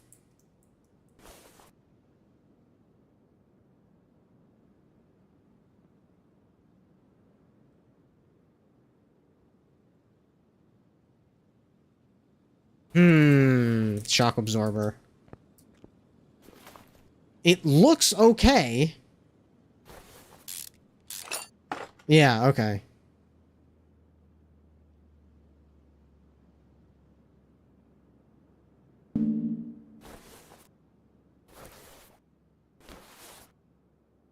Maybe it is the fuel tank.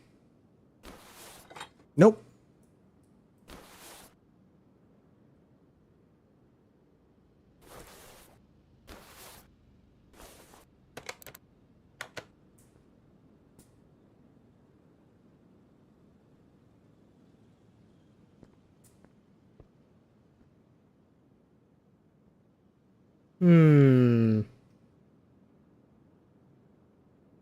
These have not been inspected. Maybe one of these is fucked.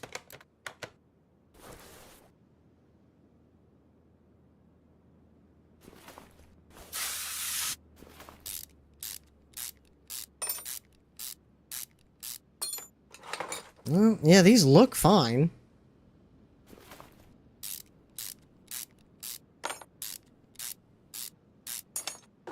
It was you! You looked fine! You did not look like you were at 10%. Okay, that's finally everything. Okay. Oh my god. Time to make a shopping list.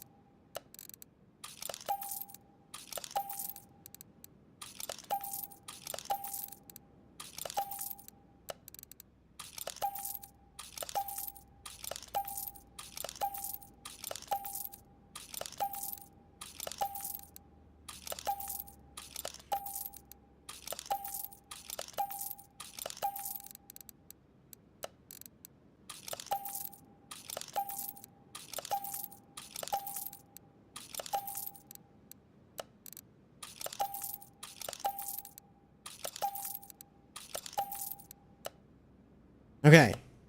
What's the shopping list look like? 3, 6, 10, 20, 22, 24, 25, 26, 27, 28, 29, 30, 31, 32. Are there 32 things that need to be replaced here?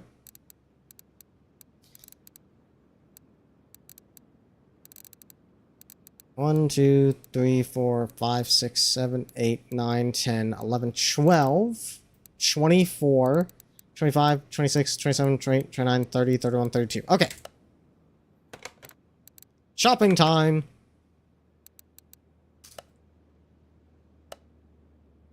Rod cap. And we need 3 of them. 2 piston with conrod. Piston with conrod. 10 rubber bushings.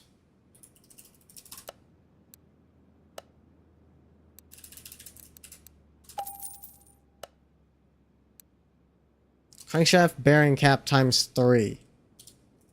Bearing cap. Crankshaft bearing cap. 2, 3. A flywheel.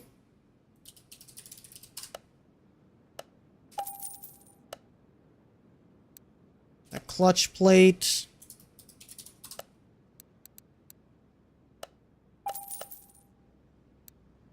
Really? That was the only clutch thing I needed? I could have swore there was another. Alright. Camshaft I4B. Cam I4B.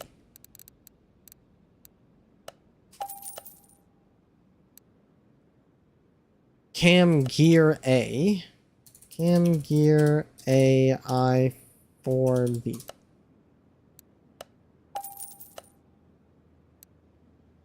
Timing chain I4B.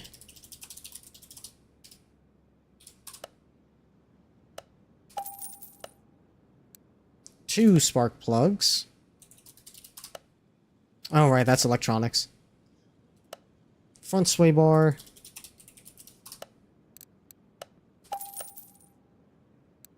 Ignition coil, I think, is also electronic. Rear sway bar A.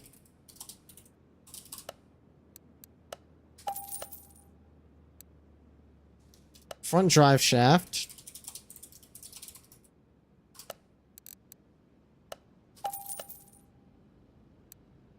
Wheel hub bearing.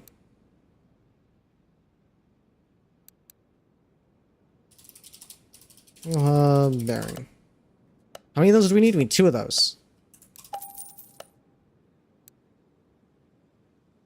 And then electronics shop.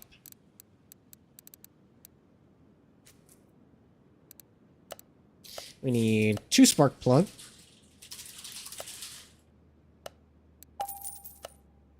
And 2 ignition coil.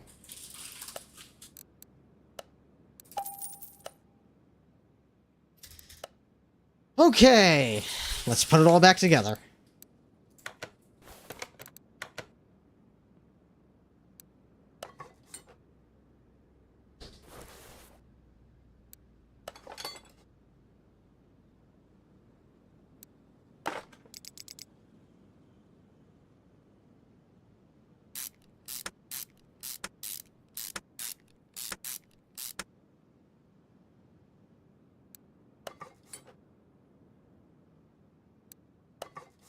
Slot that bad boy right in there.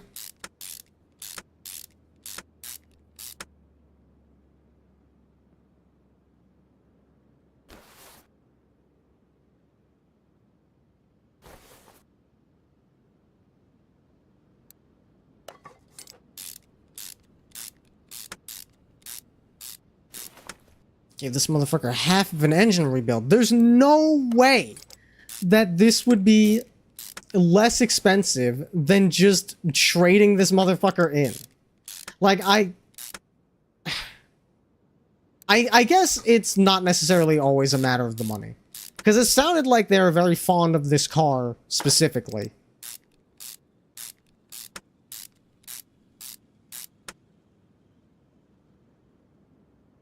I gotta go up top for that. Yeah, it could be sentimental value.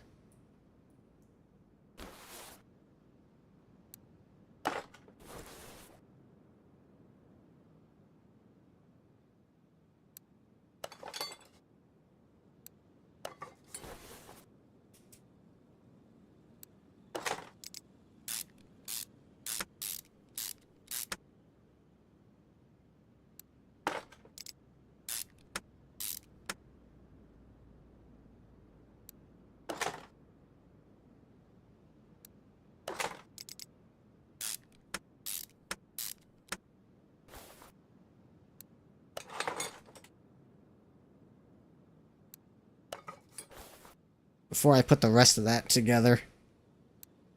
And it obscures my view.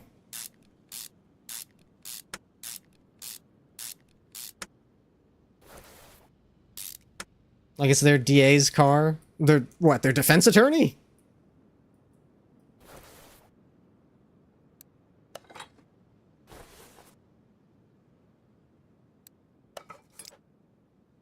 Their dad. Ah, I see.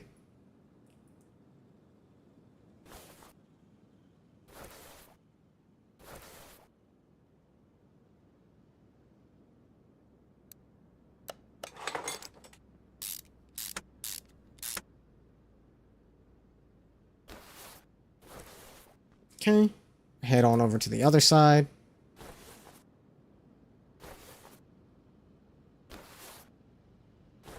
What am I missing? What am I missing? I can't reattach. Oh, I need to be in part mount mode. Fucking duh.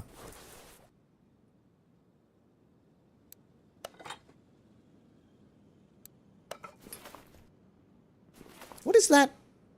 That, like, didn't slot into anything. It's weird that it made noise as it slid into place. It's literally just floating in the air.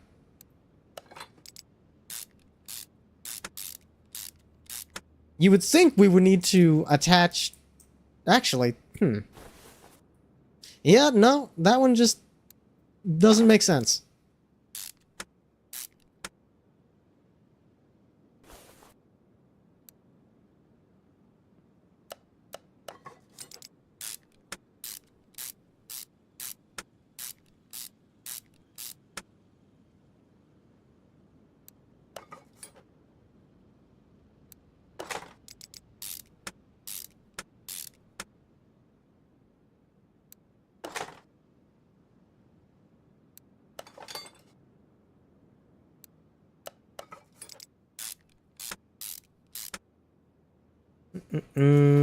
Okay, looks like that's everything down here. Put the intercooler back in.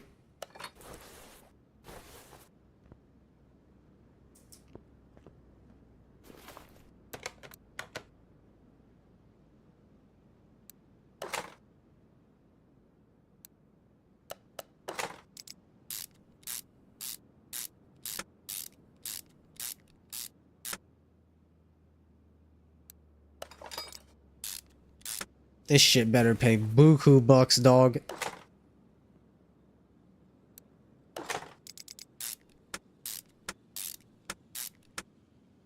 I went into this job with like 4,000 credits. I better be coming out with 6 at least.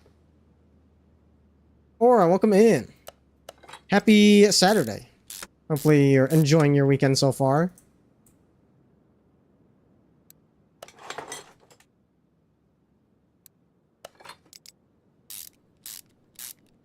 What am I fixing? A legally distinct Mitsubishi Eclipse GSX. It had fucking everything wrong with it. Had to disassemble half the damn car. You can mod that? I don't want to fucking look at this thing for a while. Not after the goddamn scavenger hunt it sent me on.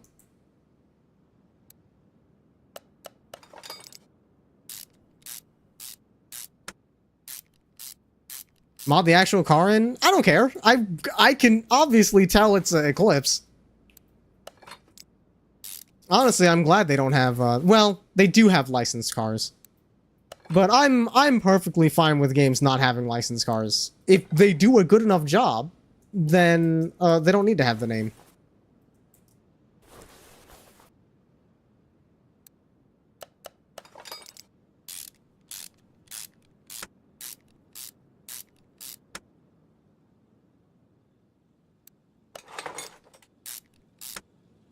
It's all Legos all the way down. Always has been.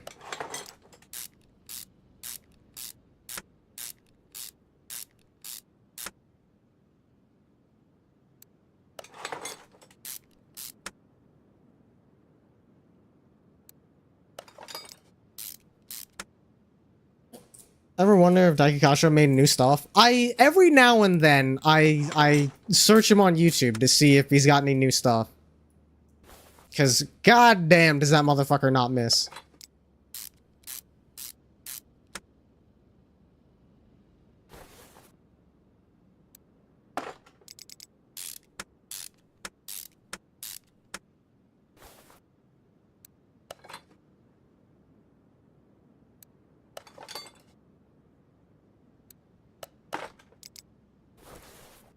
Can't fix those? Not yet.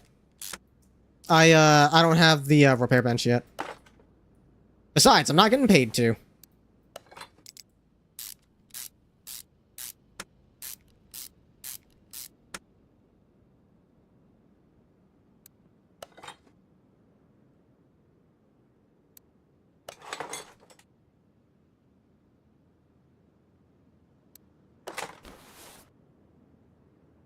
Let's see. Okay.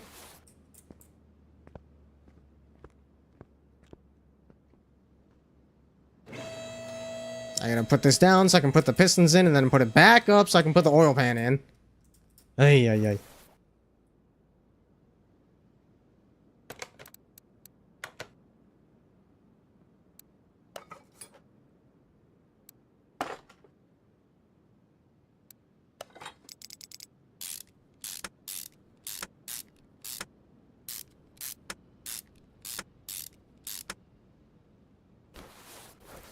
Oops.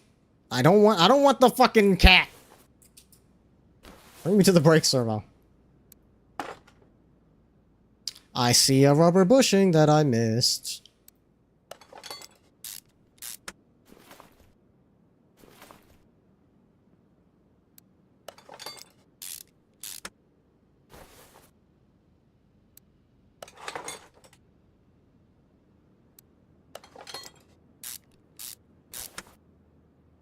Now, I can put the wheel on. Okay, let me make sure. 215-18. Okay, after the fucking Zonda incident, I gotta make sure that I'm putting the right wheels on.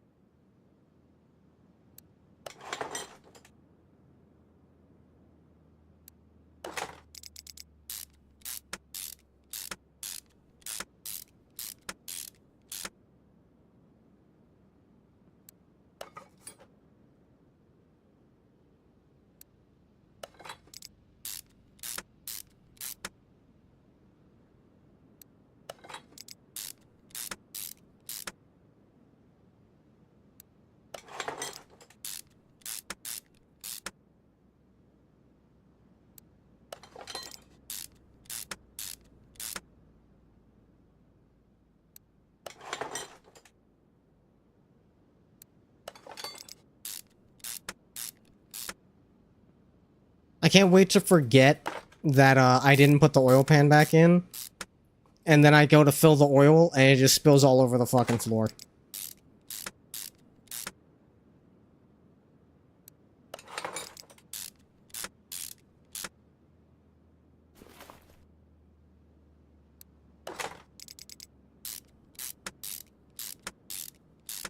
This game loves oil on the floor. Oh yeah.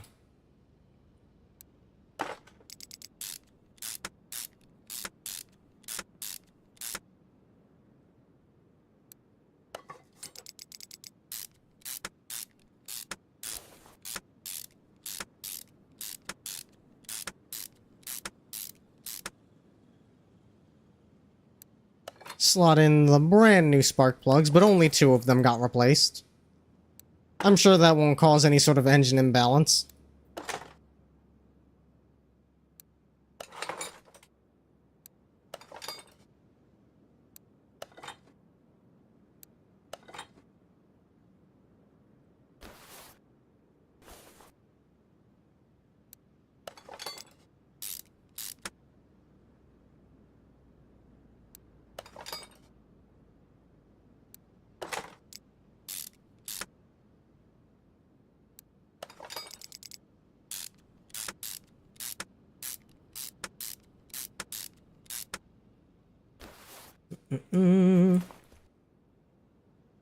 Get the fuel injectors in.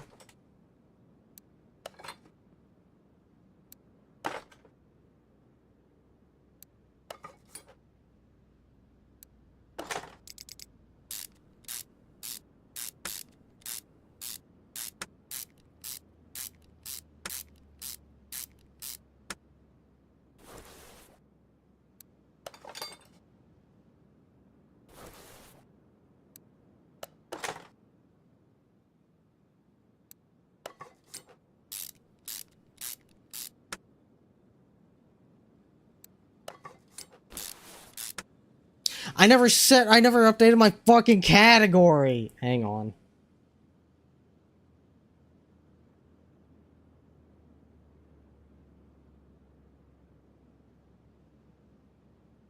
Okay, there we go. Ay, ay, ay.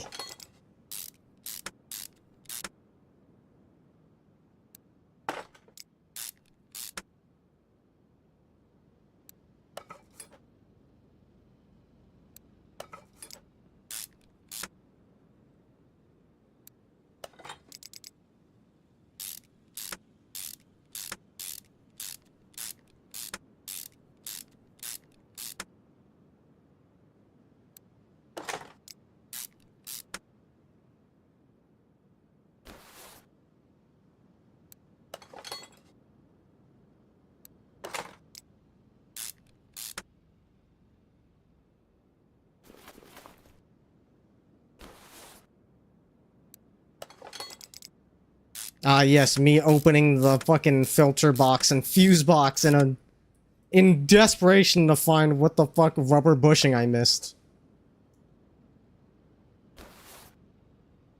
I know that's not everything. Aha!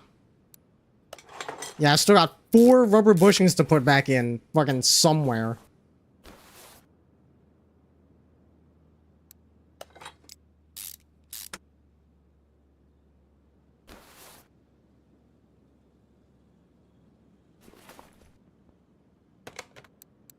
What do I still have? I got the rod caps, I got some wheels, more rubber bushings, wheel hub. I have a oil filter that I can definitely sell. And the oil pan. Okay. I gotta find where these fucking rubber bushings go.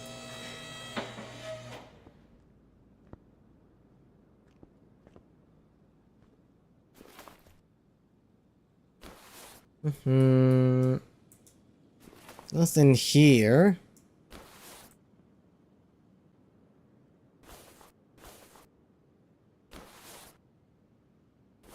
Oh, wait. I need to be in mountain mode. There we go. That's where they go.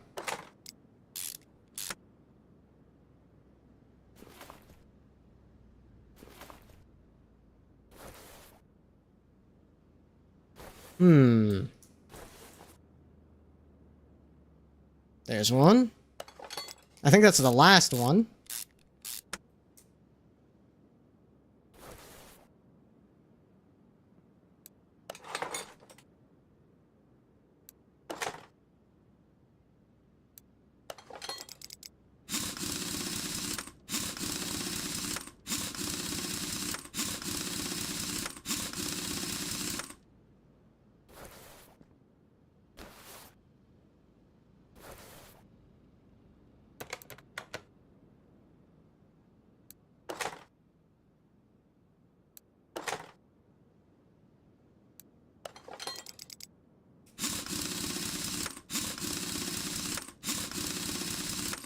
A front-wheel drive GSX with automatic transverse mounted, automatic transmission, transverse mounted engine, front-wheel drive.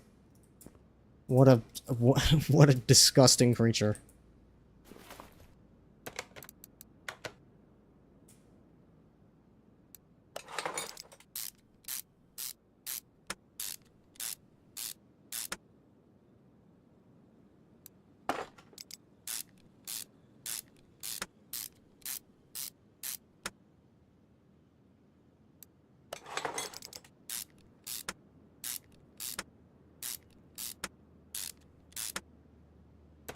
Is that everything? Okay! Time to fill this baby up and get fucking paid!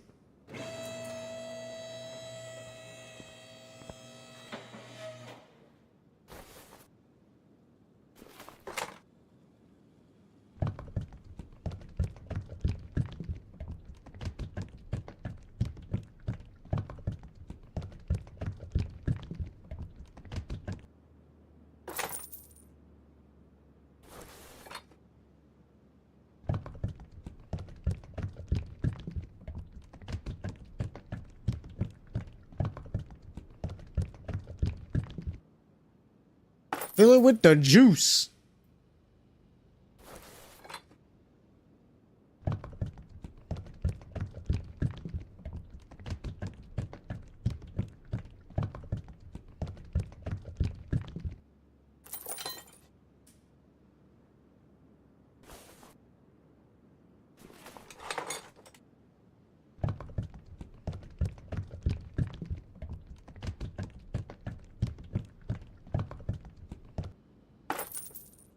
Is that?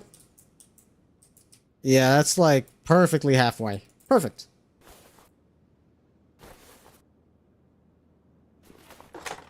And then the oil that pisses me off because there's no visual indicator of when it's correct. But I guess that's true to life. That's good enough. We just sort of guess. I think that's everything. All the parts are back where they should be. Washer, radiator, power steering, brakes, and oil all filled up. All right. Get the fuck. What is missing? What do you mean one of the ignition coils? What? What? They wanted 71% or higher. Oh, for fuck's sake. Okay. I'm marking these. I'm marking these because I have no fucking idea which ones they actually want taken out. The fucking rod cap too? Oh my god. Okay. Which means, hang on. Ignition coil, rod cap, rubber bushing, and a spark plug. Okay, I don't think I need to drain fluids for that. Maybe. I might need to drain the oil. Maybe. Oh, I gotta drain the oil to get to the fucking rod cap. God damn it. Alright. Okay. Come on, get this motherfucker in the air.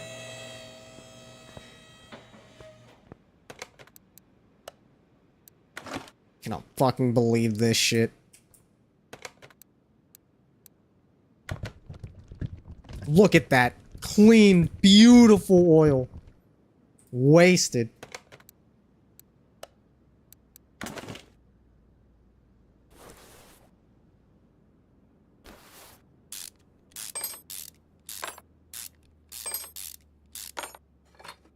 More oil for the floor.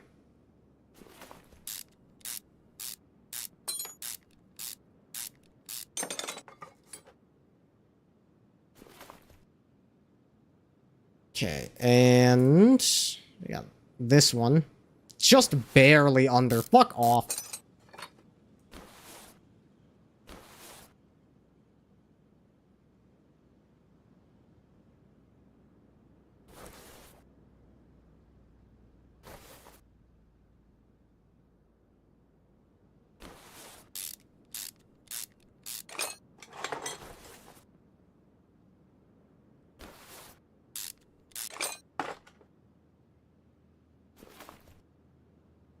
Okay. 2, 3, 4, 5, 6. Alright.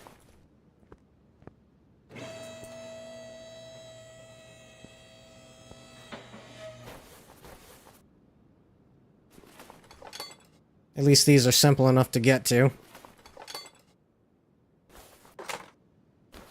Okay. Ignition coil, rod cap, 2 bushings, 3 bushings, and a spark plug. Alright.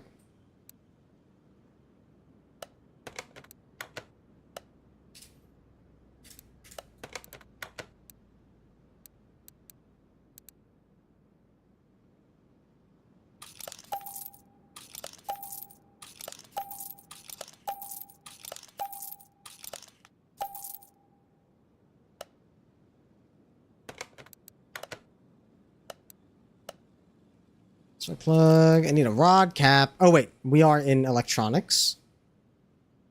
Spark. We need 1 spark plug. We need 1 ignition coil.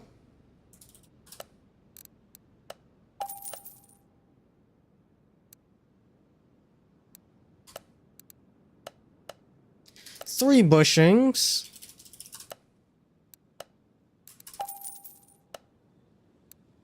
And a rod cap.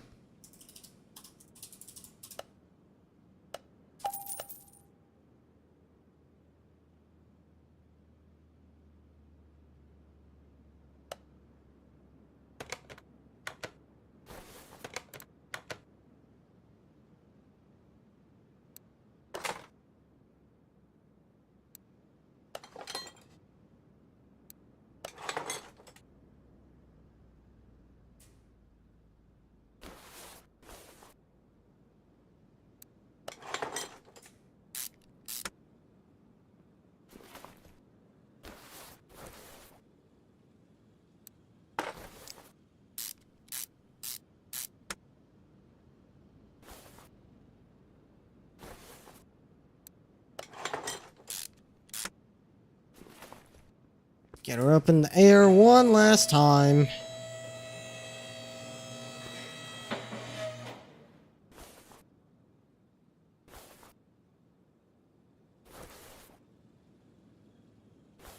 What?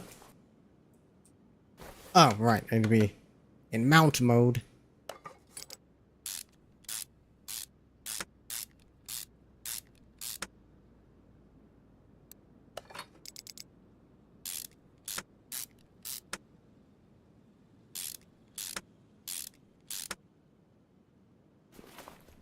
Okay.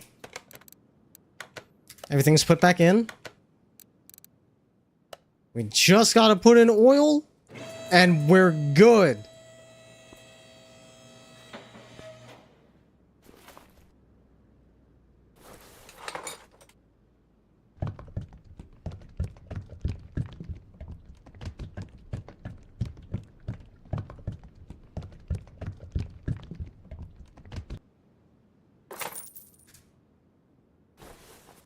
Okay, get the fuck out of my shop. Goodness gracious. Let's see what's in this case.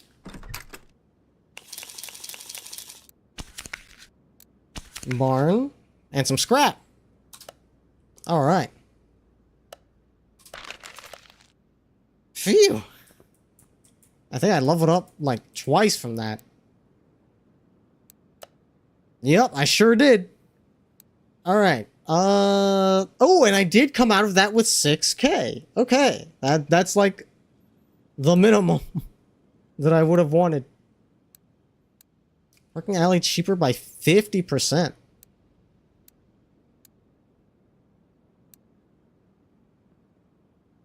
Ability to inspect value. Ooh. I mean, this would be nice, but I'm not buying cars that much yet. Like, I don't have any, actually.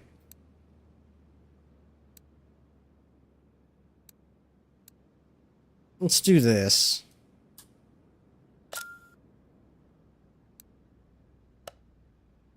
All right. Don't care about any of those. Get in here.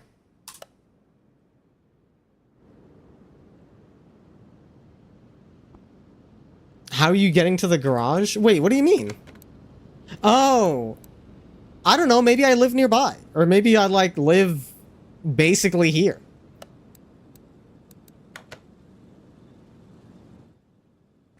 What do you need?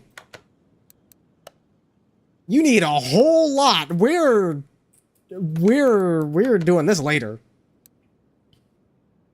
Fix body parts. Okay, I think I just straight up can't do that yet. So, time to do some odd jobs.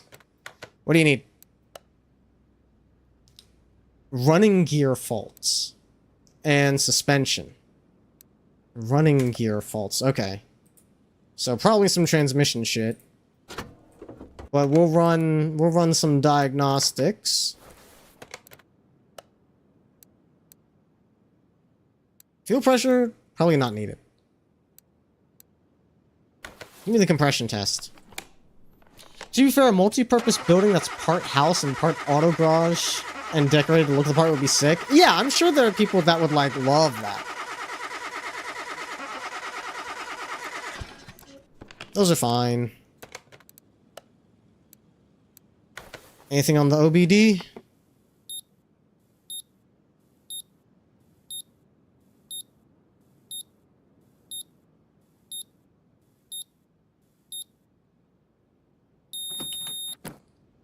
Nope.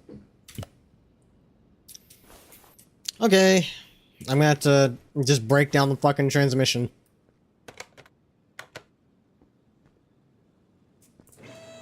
Getting at the transmission... Here it is.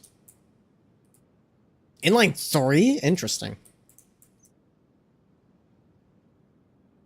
I don't think I... actually, I do need to drain the oil for that. I'm goofy. Alright. Before that, let's see what we can find. Oof. Wheel hub bearing is fucked.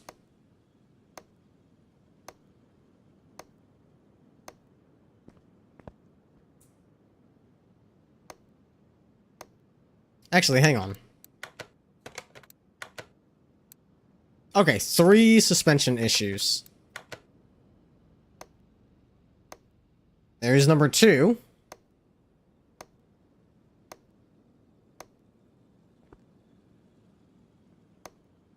Probably one of the rear wheels.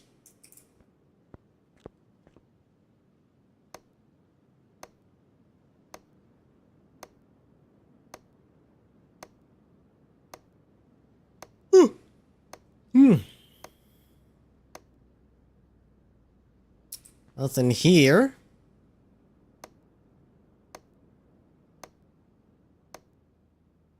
What's the forecast looking like tomorrow, Fal? If I'm gonna be seeing Grandma, hopefully I won't get rained out.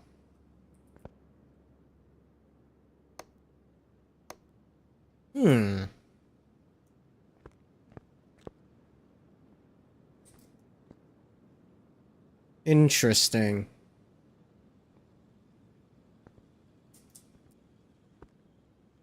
Running gear could also be an engine thing, so I might as well check this out. But I'm pretty sure it's going to be in the transmission.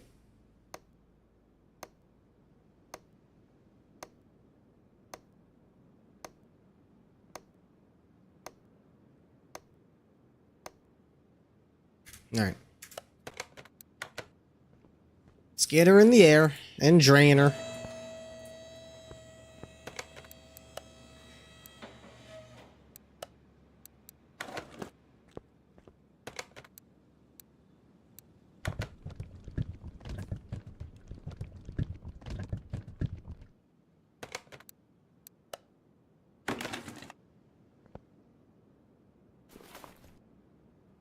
We gotta get the drive shaft out of the way, because it's a transaxle.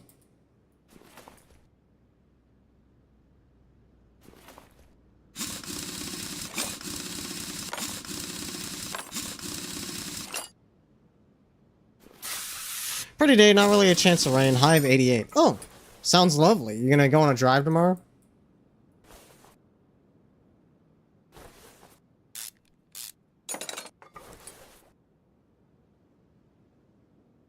Oh, right, we gotta get that tie rod. And I don't think I ever found out that last thing. Hang on. Oh, wait, the tie rod was the running gear fault. Okay. What the hell else is... Let me fucking guess. This one looks alright, but I would not be surprised if it was a bushing.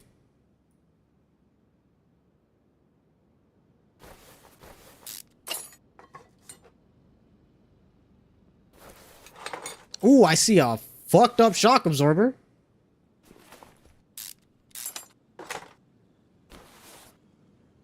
Let's see. Anything else here look in disrepair?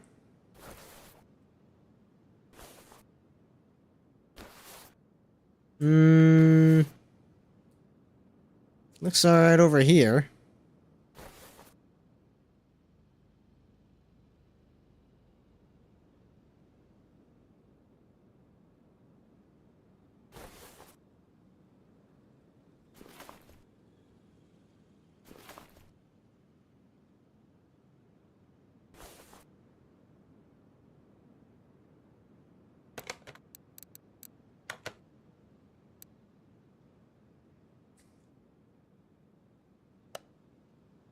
Wheel hub bearing, which one was that?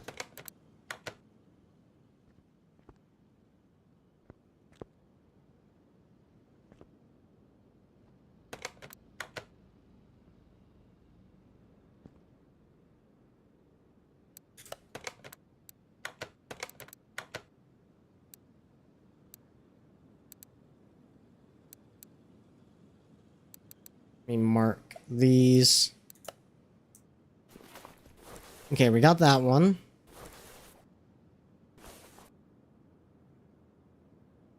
Ah, I see.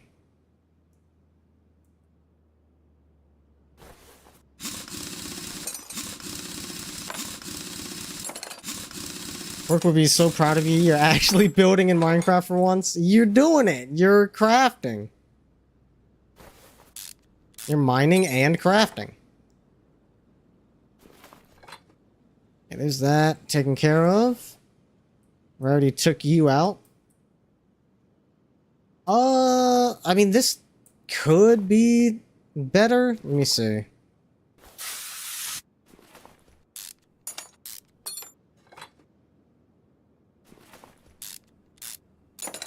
It's got a little rust on it. Okay, I guess that wasn't it.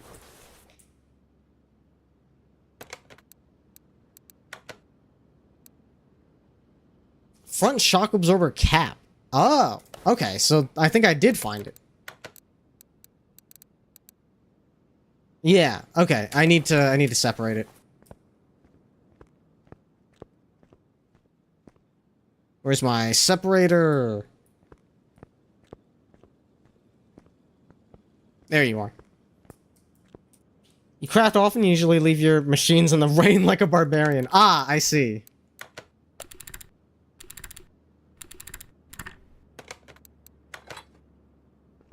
Okay.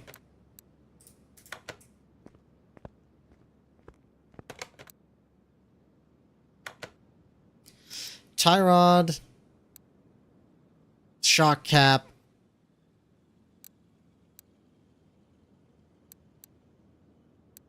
Tie rod, shock cap. Okay, so there's 4 things that need fixing. Make sure that my shopping list is empty.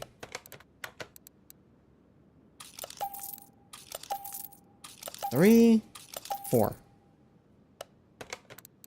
Do a little shopping. Shock cap.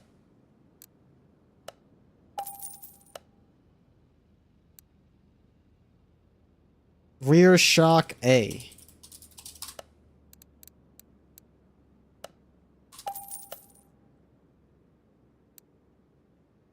Inner tie rod.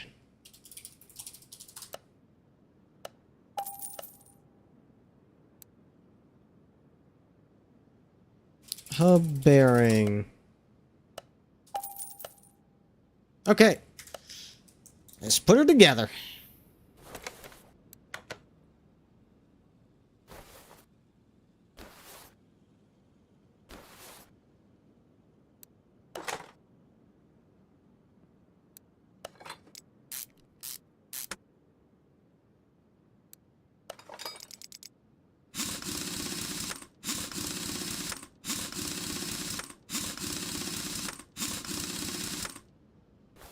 Hang on, I gotta put the fucking shock back together.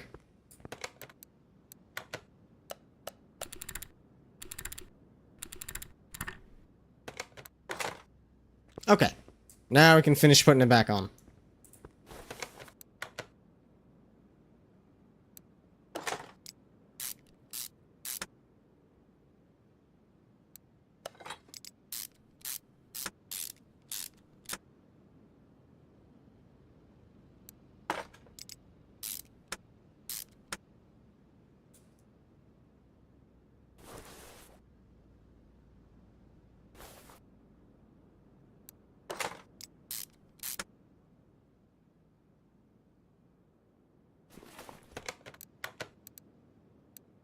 Damn, I still have a lot of things to put back on.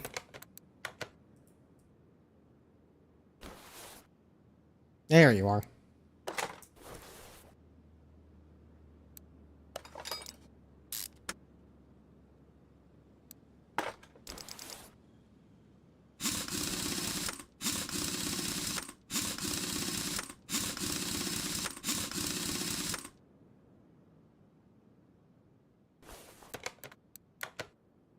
There's a rubber bushing right here.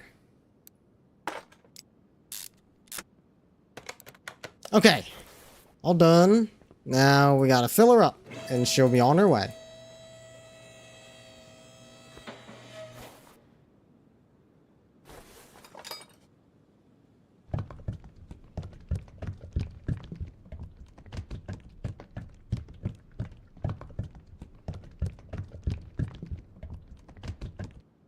It's probably good.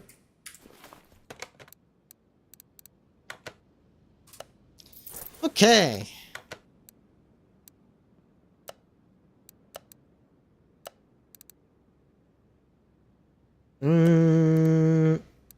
get the Aston in here. Let's see what the Brits are up to.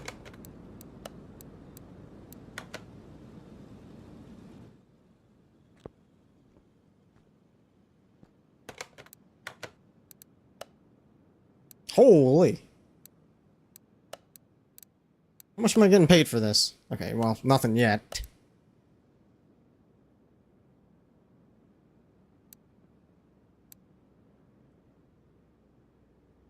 Okay, let's start with... Let's start with this.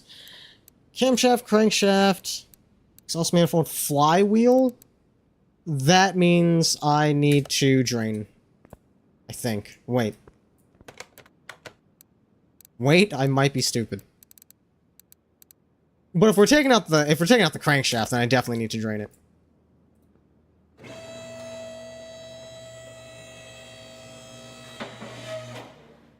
And I guess while I'm down here, I can do the suspension stuff.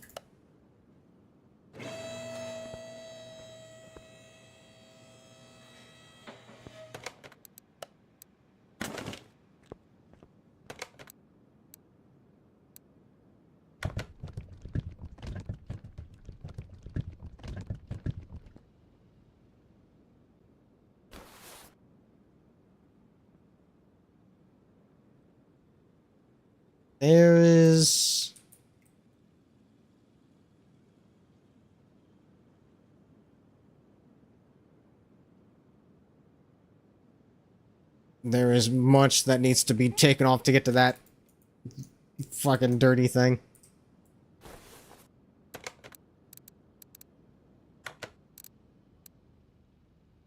Front spring, inner tie rod, and the rubber bushing. I'm not gonna fucking hunt down the goddamn rubber bushing.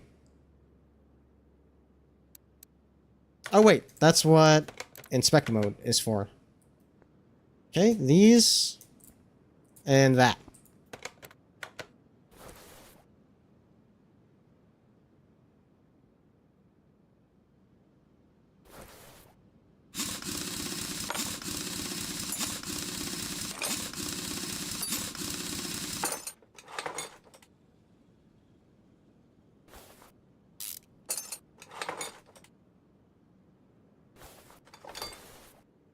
Okay, we gotta take out the spring.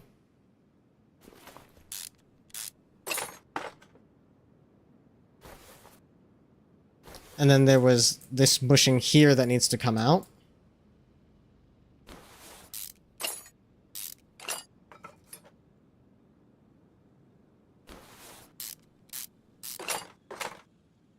This feels wrong. I feel like I should definitely take the wheel off before I do this, but I mean...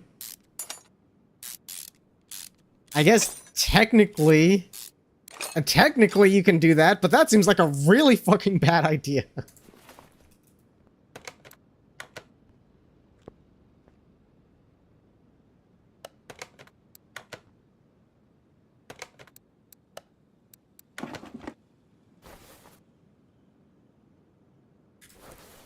To the engine bay.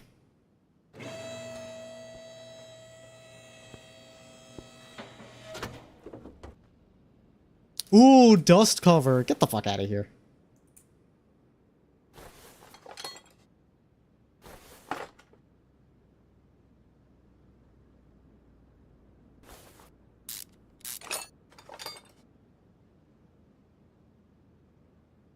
Okay, wait. I have to be cautious of what I am removing.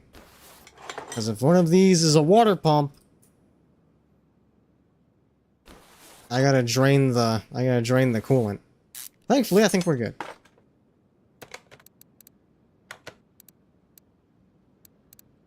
Okay, we got those three. Got the flywheel, timing chain, camshaft, crankshaft, exhaust manifold, and the turbo. Okay. Intake manifold.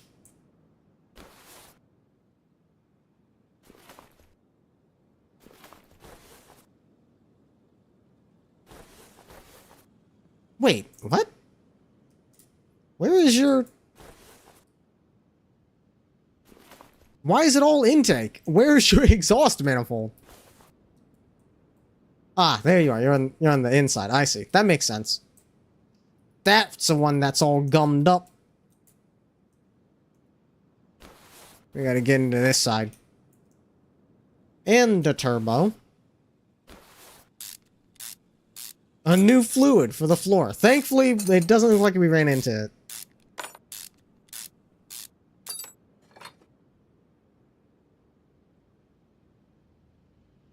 This is a fascinating engine, the way that everything's laid out.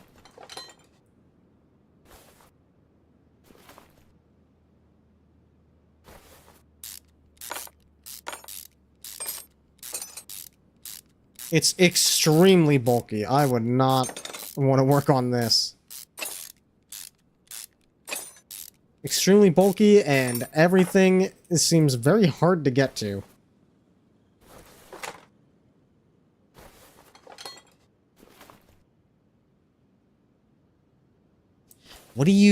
What? Okay. Hang on, back under the car we go.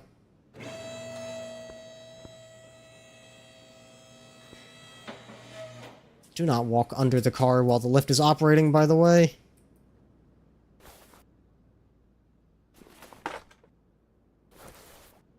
Okay. Back down.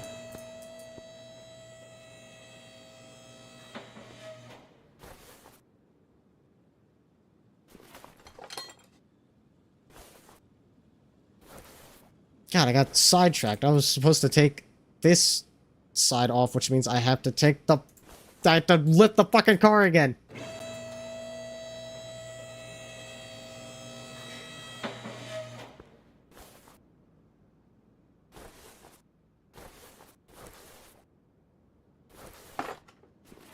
Alright.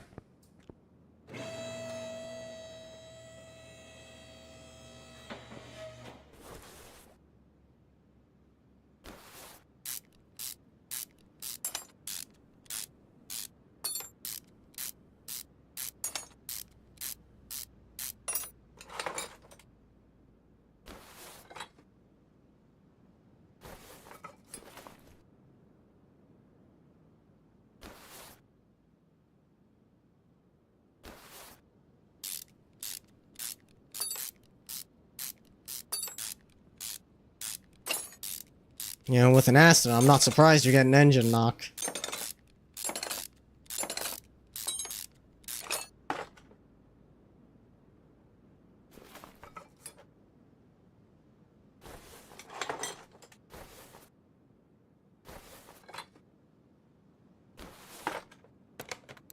Okay, what else?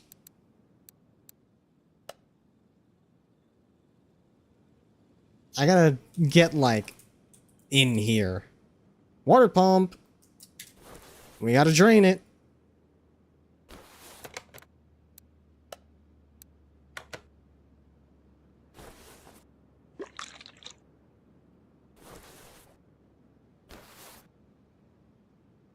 Alright.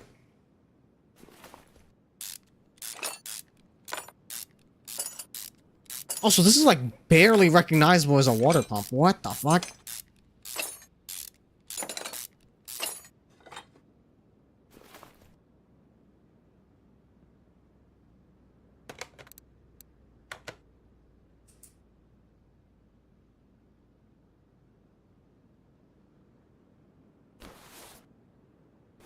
There's your crankshaft. Timing shoe.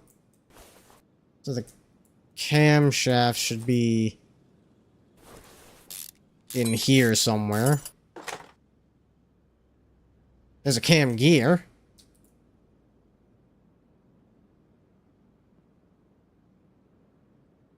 God damn.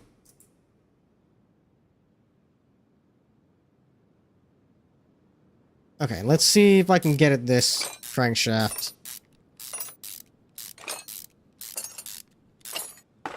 It's in the walls. Accessible from under the car. Okay, we'll fucking take care of that later.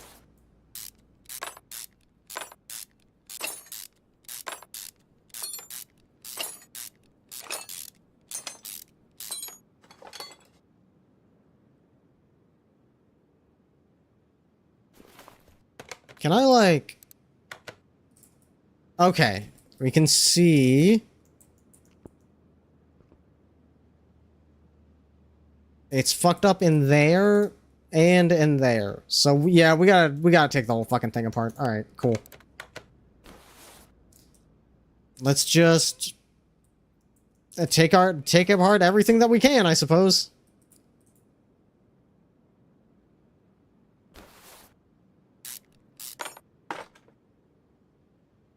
Timing chain shoe. Interesting.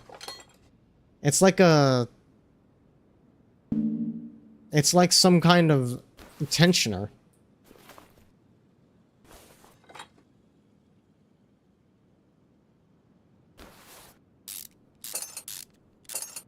Variable valve lift controllers. Nice, nice. Fancy tech.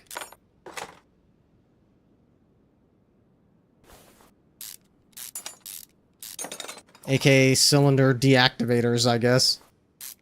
Depending on how fancy you're getting with it.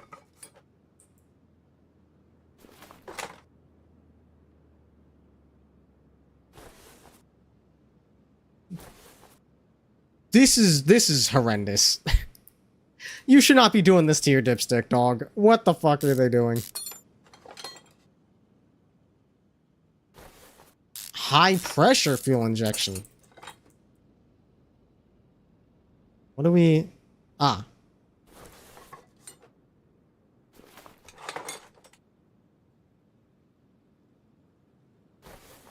What else is missing? Ah.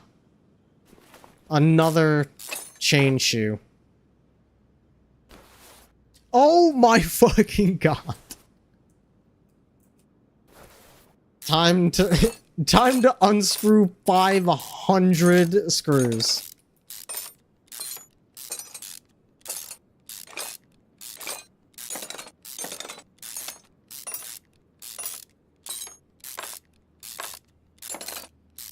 Okay, Jesus. This camshaft is looking like doo-doo butt.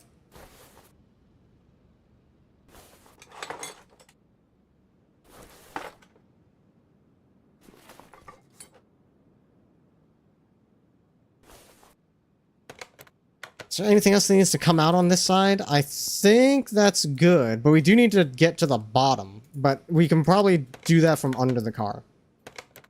As for you, there's something going on in there that we need to get to. I'm going to see if I can get to that from the bottom.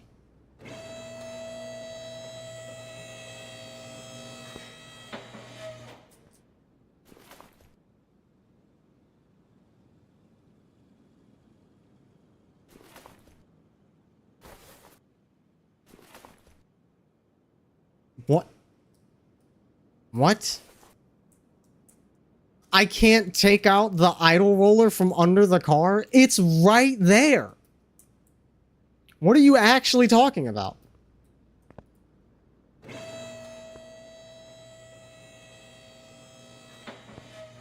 My fucking god, dude.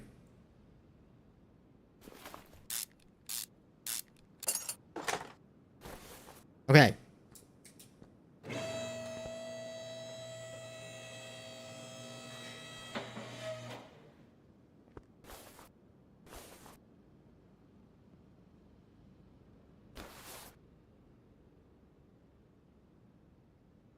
Now, how does this make sense? I can't take out the oil pan without undoing the oil filter.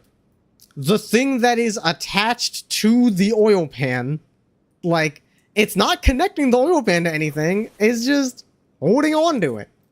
Why do I need to take this off? Like, I mean, I did drain the oil, so it's not a big deal, but just like, why?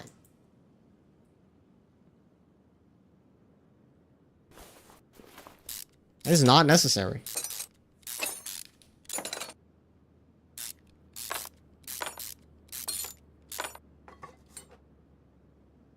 Wow, that drive shaft is in fantastic condition.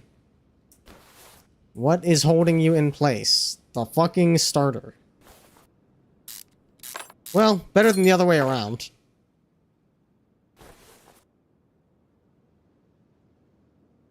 Yeah, this understandably also needs a fuck ton of screws to hold into place.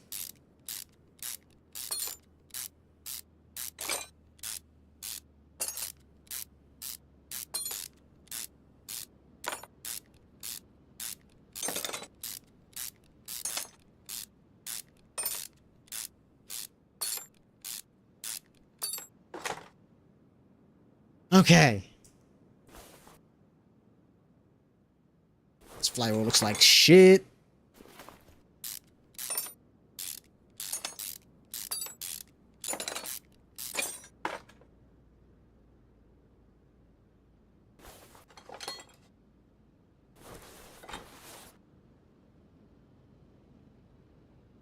Crankshaft also needs to go.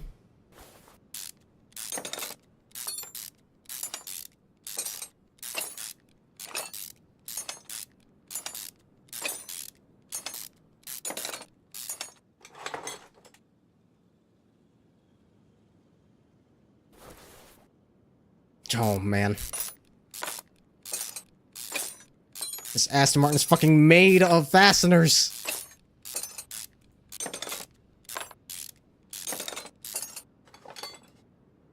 Okay. And take out all these caps.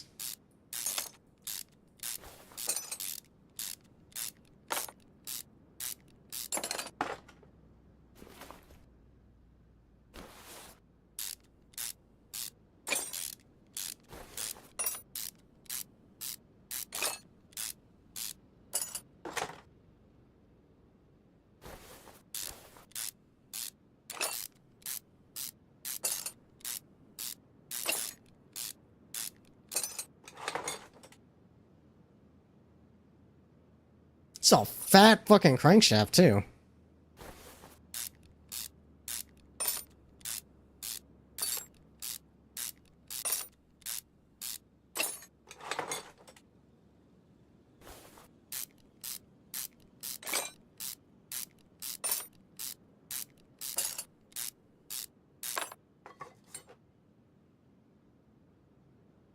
What?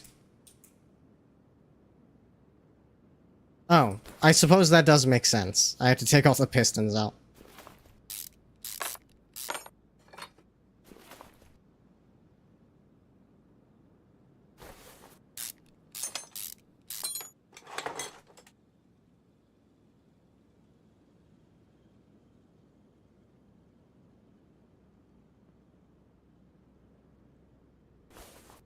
I feel like I shouldn't need to take the pistons out as long as the rod caps are out. Like, we can make it work.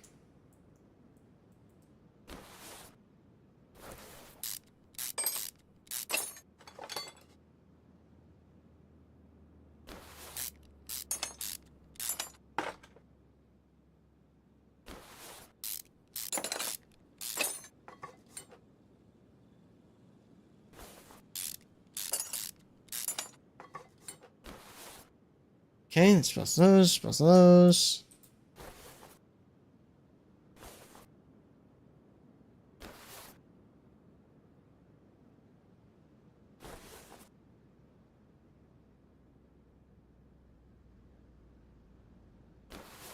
I was about to be like, oh, did I drain the oil before I take out this oil pump? I ask as the entire bottom half of the engine is exposed. Okay, back down we go.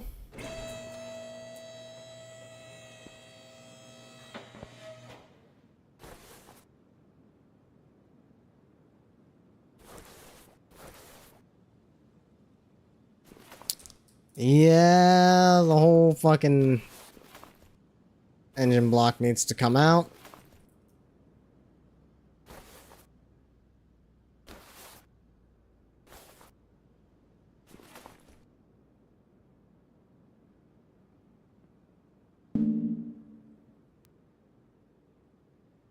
Right.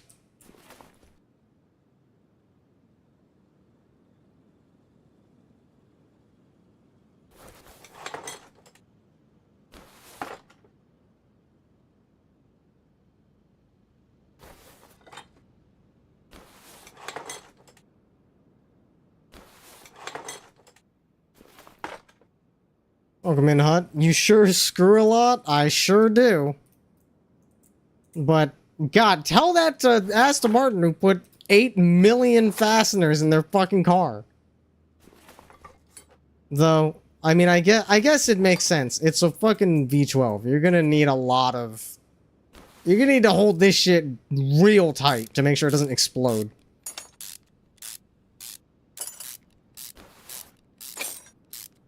I'm just glad I picked up those increased mounting and screwing speed upgrades.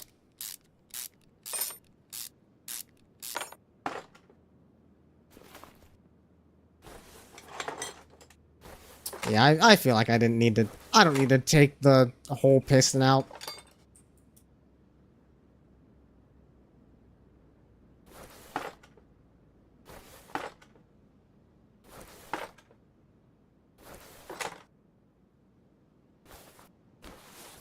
Let's take the spark plugs out.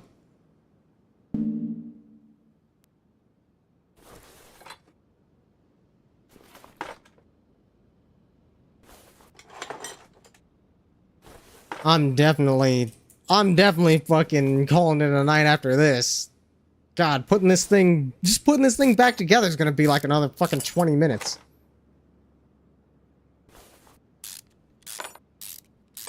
It's so important to upgrade your mounting and screwing. You're so right.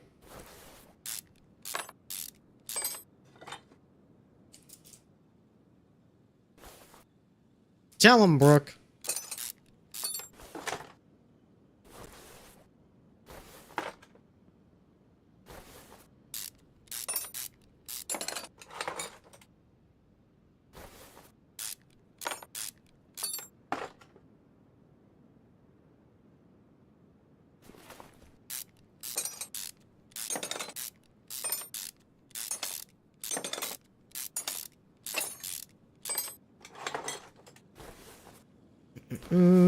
Yeah, take shoes off.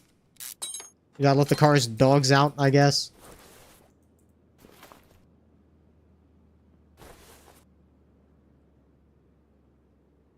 The part that I can barely see.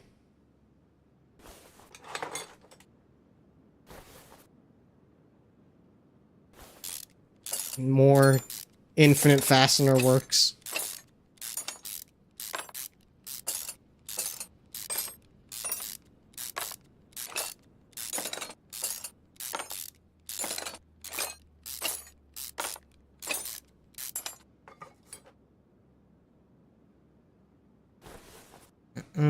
Shoes, gotta take these shoes off.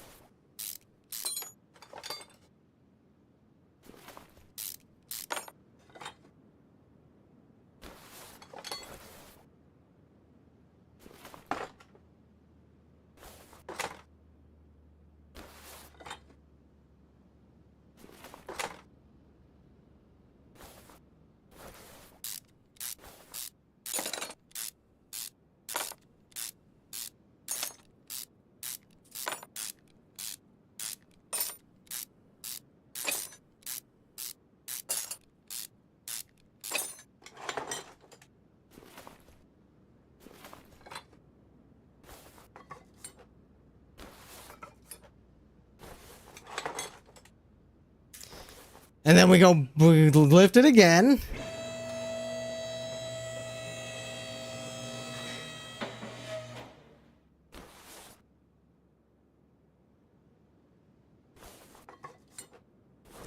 Okay, is that everything?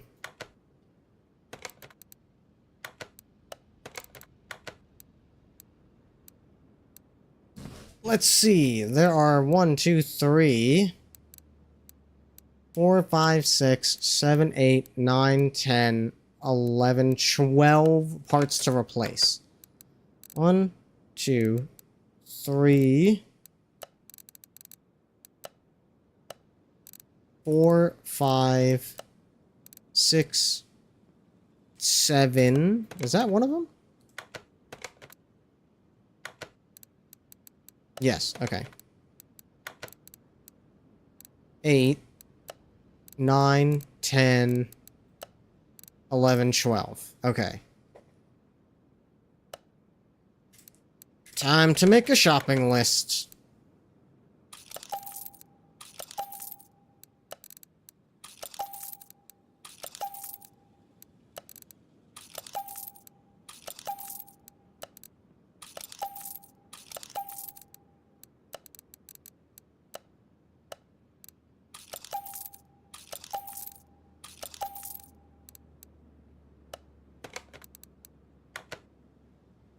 Hmm. 811. What am I missing?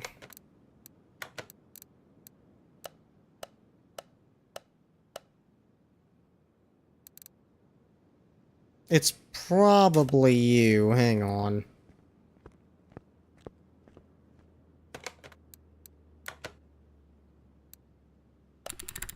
Yep, the spring.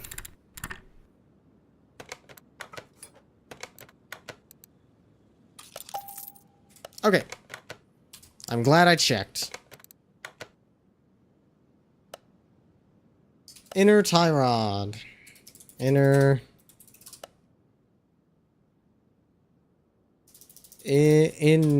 tie rod. Rubber bushing, my fucking beloathed.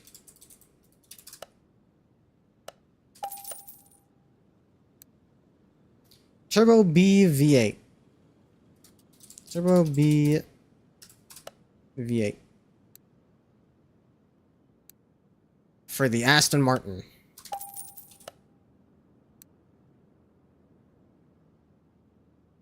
Crankshaft pulley V8.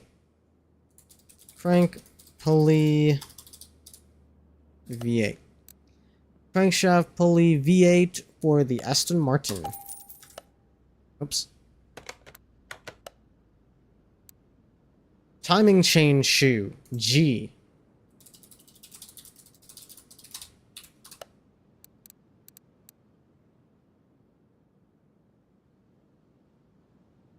For the 177.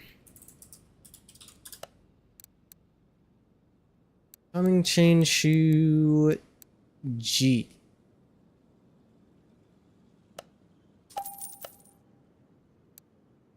And B.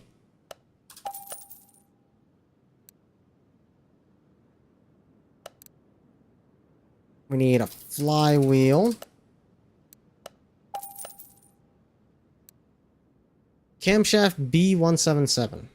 Camshaft B177.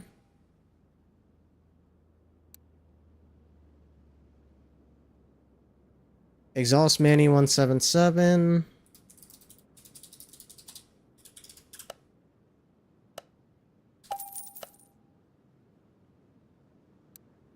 Camshaft D.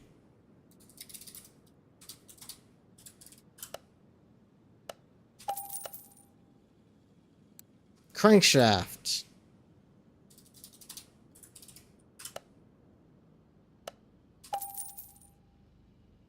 Might even road you tomorrow because on Tuesday and Thursday you'll be unavailable. What's going on Tuesday and Thursday? And a front spring.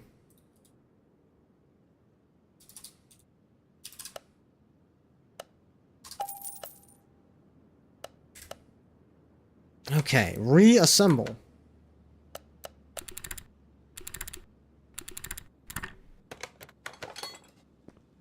And let's put it all back together.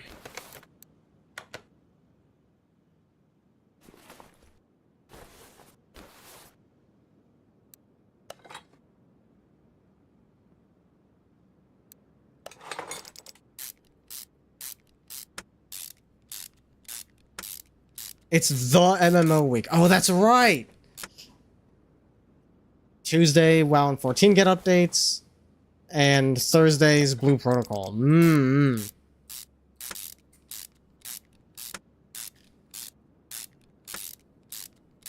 I will definitely need to hop on Blue Protocol when that comes out.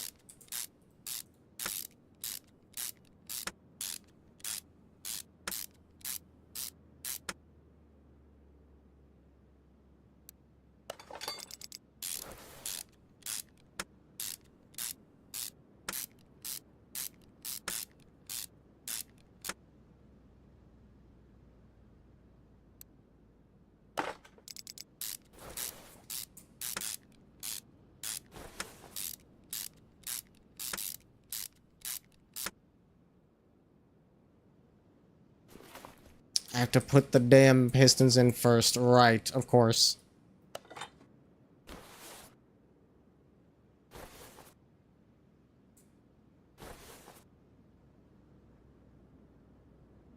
I don't think I took anything off back here.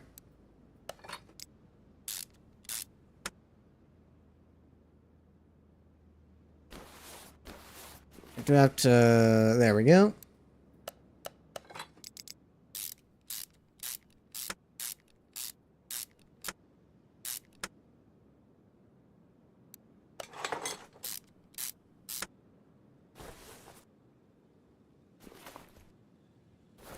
Okay.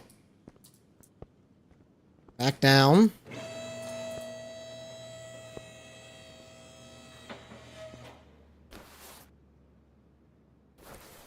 Put this fuck-ass engine back together.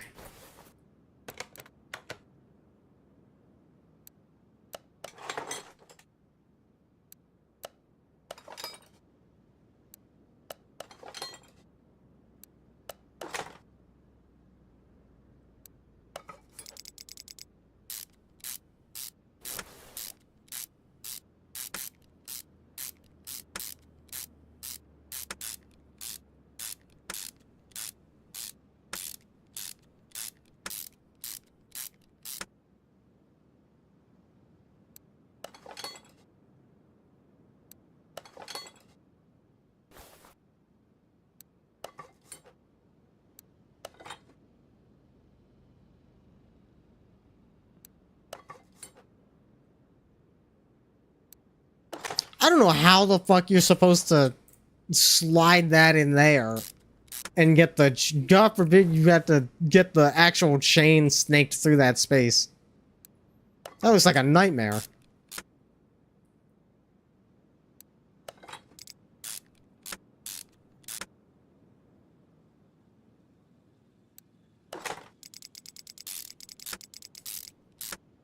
God, they just kept coming.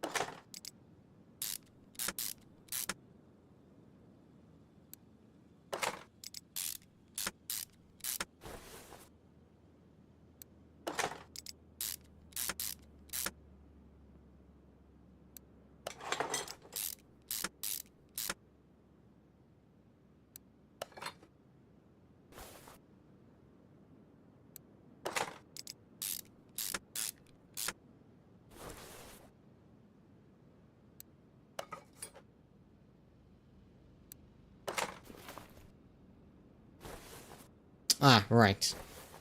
We mount that from under the car.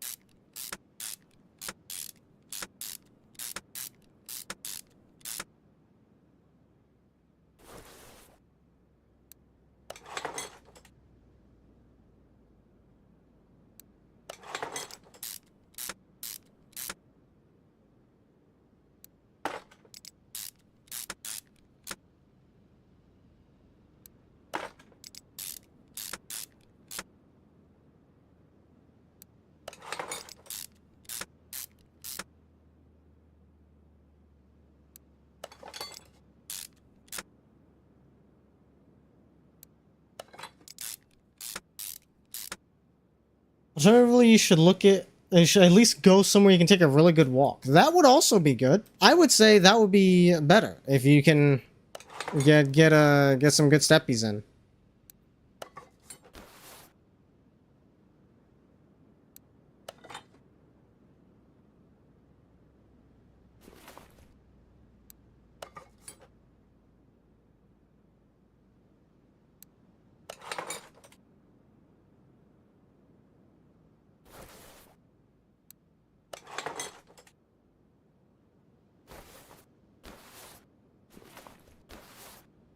I guess I can't put this on until the exhaust thingies are in. Alright. Back up we go.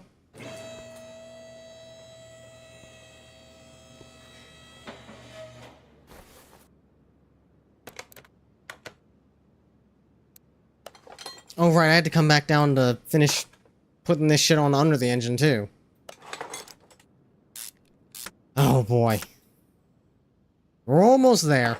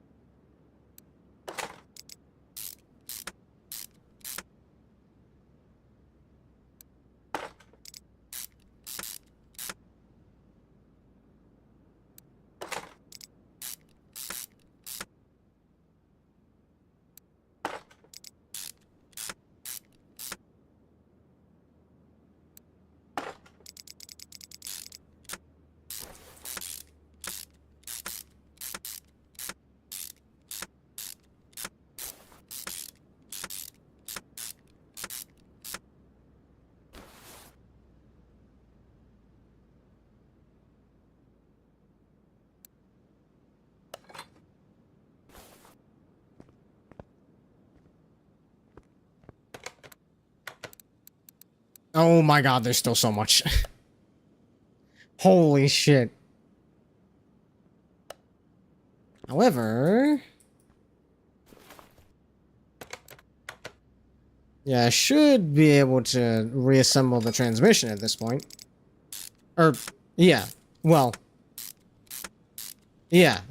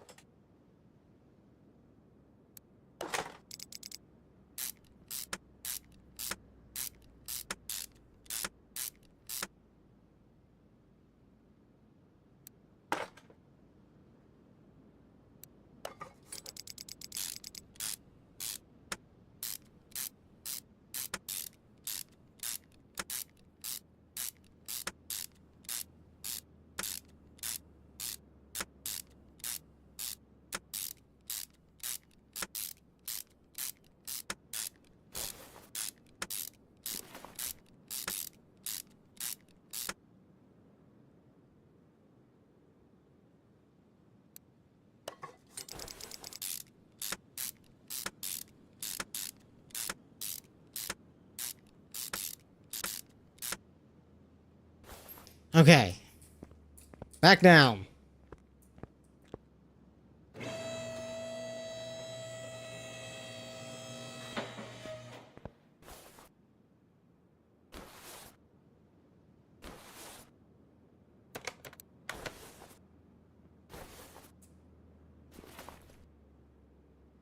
Oh my fucking god. Okay.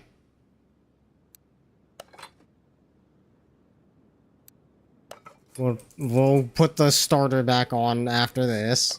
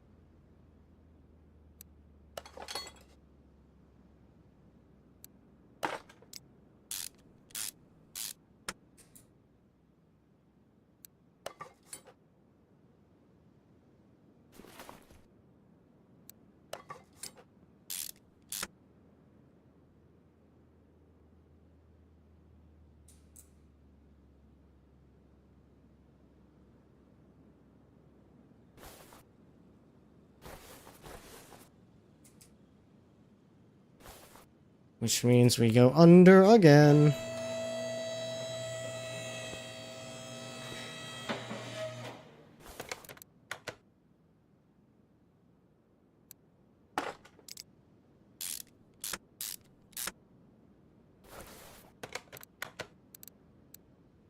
Timing cover. Throttle. Okay.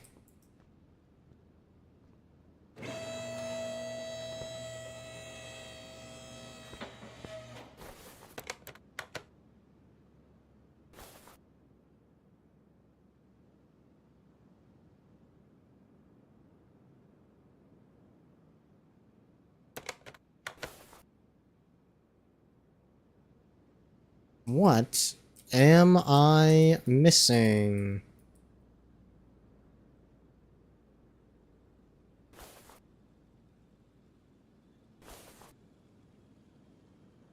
Why can I not put more things back?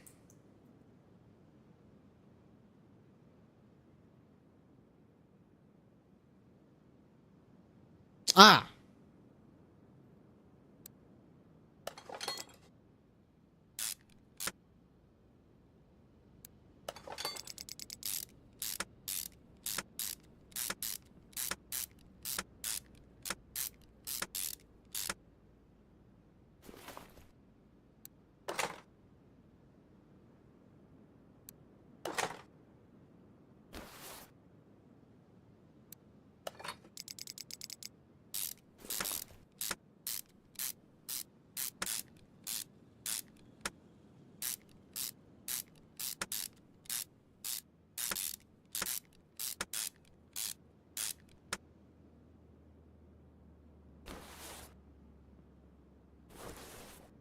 And now...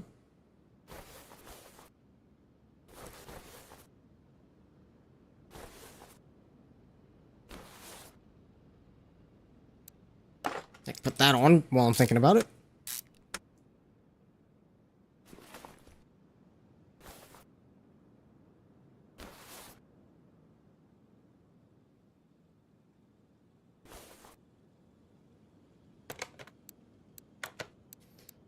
Intake manifold, engine cover. I'm seeing an outer tie rod somewhere.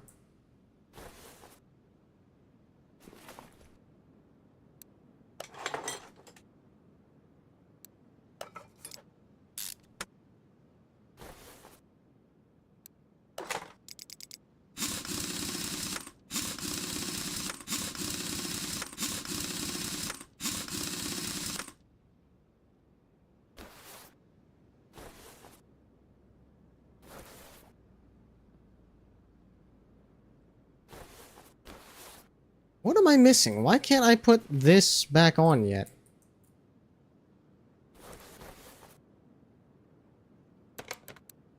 So I have intake manifold and engine cover.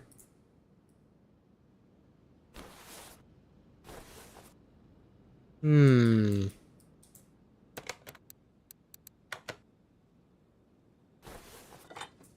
me take these off.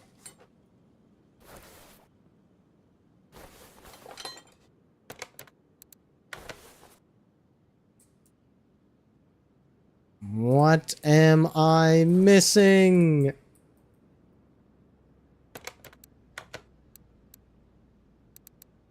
Timing covers. I'm missing timing covers somewhere. God damn it.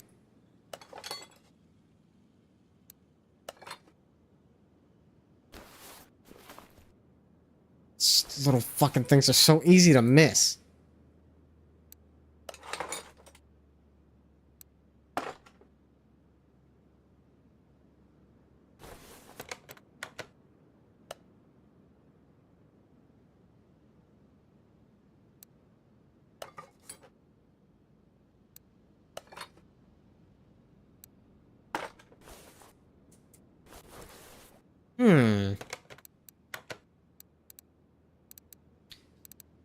The fucking spark plugs. Oh my god. I guess I can technically...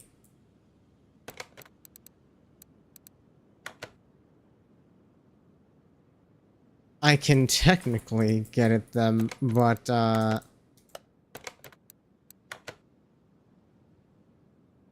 we're gonna want to take some stuff off. Get this shit out of the way.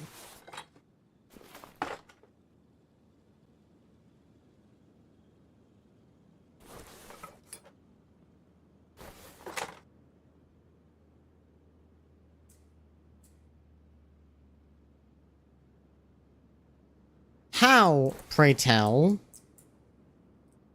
am I supposed to...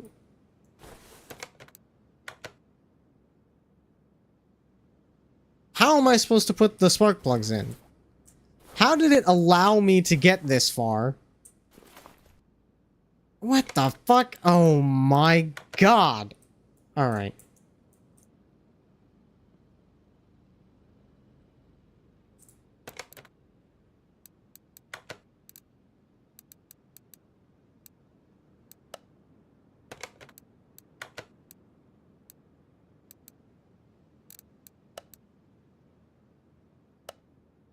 I mean, technically.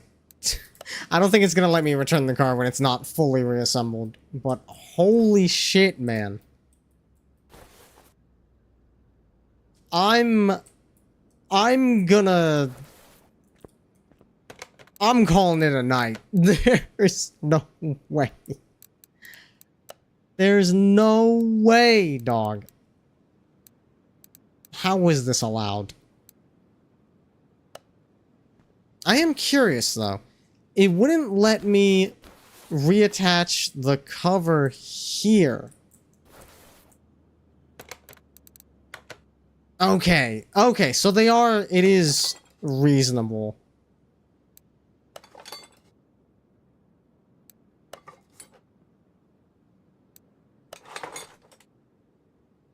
Never mind, never mind. Okay, we should be good.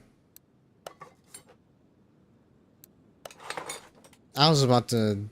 I was truly about to give up.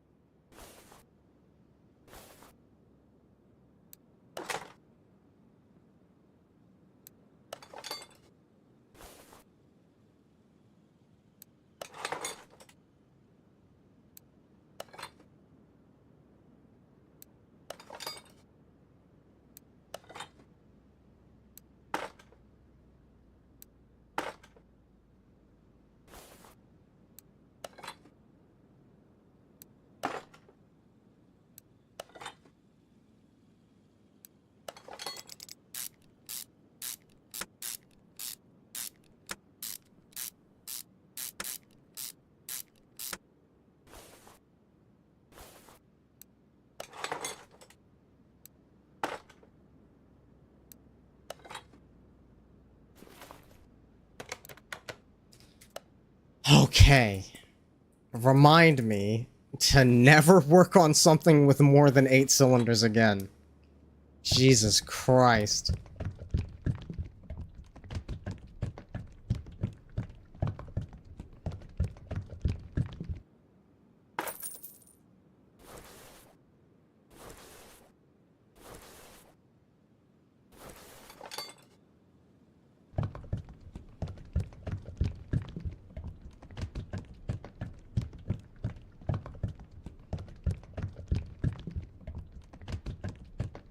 I know this thing's a thirsty bitch. 12 cylinders? That would take like fucking 6 of those little canisters of oil to fill up. Coolant, windshield, power steering, brakes I don't believe I needed to drain, and the oil is good. Alright. Phew. I mean, at least we got a fat fucking payout for that. Alright. I could get that garage expansion, but that would be, like, all of my money, and then I wouldn't be able to buy parts to do repairs. So... see if there's anything good here.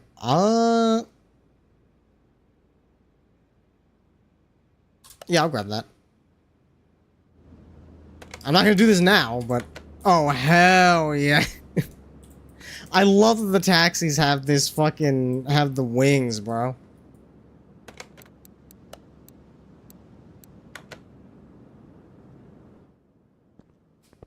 Ugh.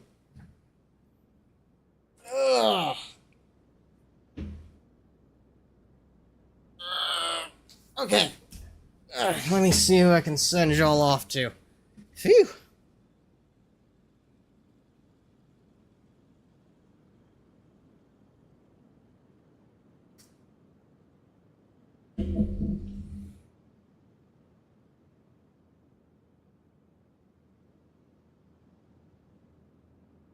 Got a couple of options.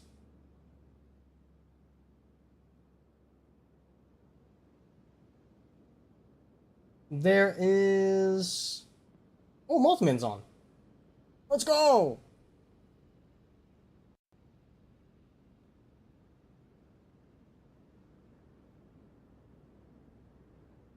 All that while ready for the gold course. True. Yeah, I'm in my Sunday best right now. Golf course, yes. That's what I figured you meant. I thought gold course was like the name of a golf course.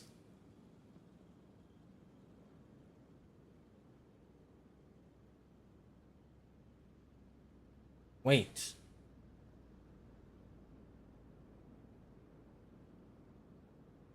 Holy shit. Oh, never mind.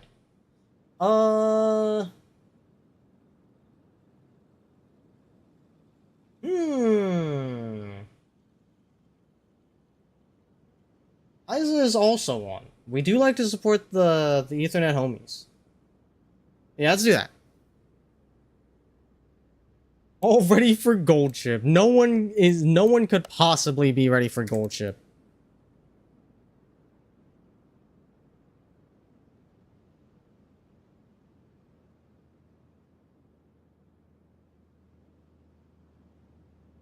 Alright.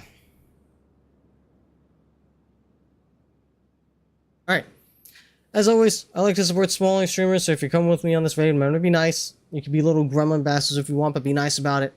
And most importantly, give the streamer a chance to shine, give them a chance to show their stuff.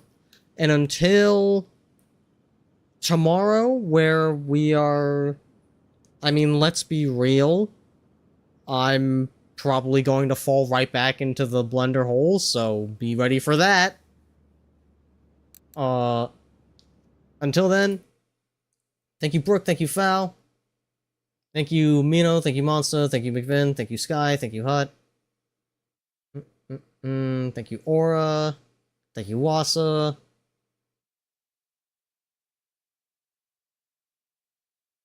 Thank you, Jade. Happy birthday, Jade! That's a shame I didn't get to it while you were still hanging around. And that's as far back as chat goes. If I miss anybody, I do apologize. But, again, until tomorrow, same time, same place, I will see you all next time.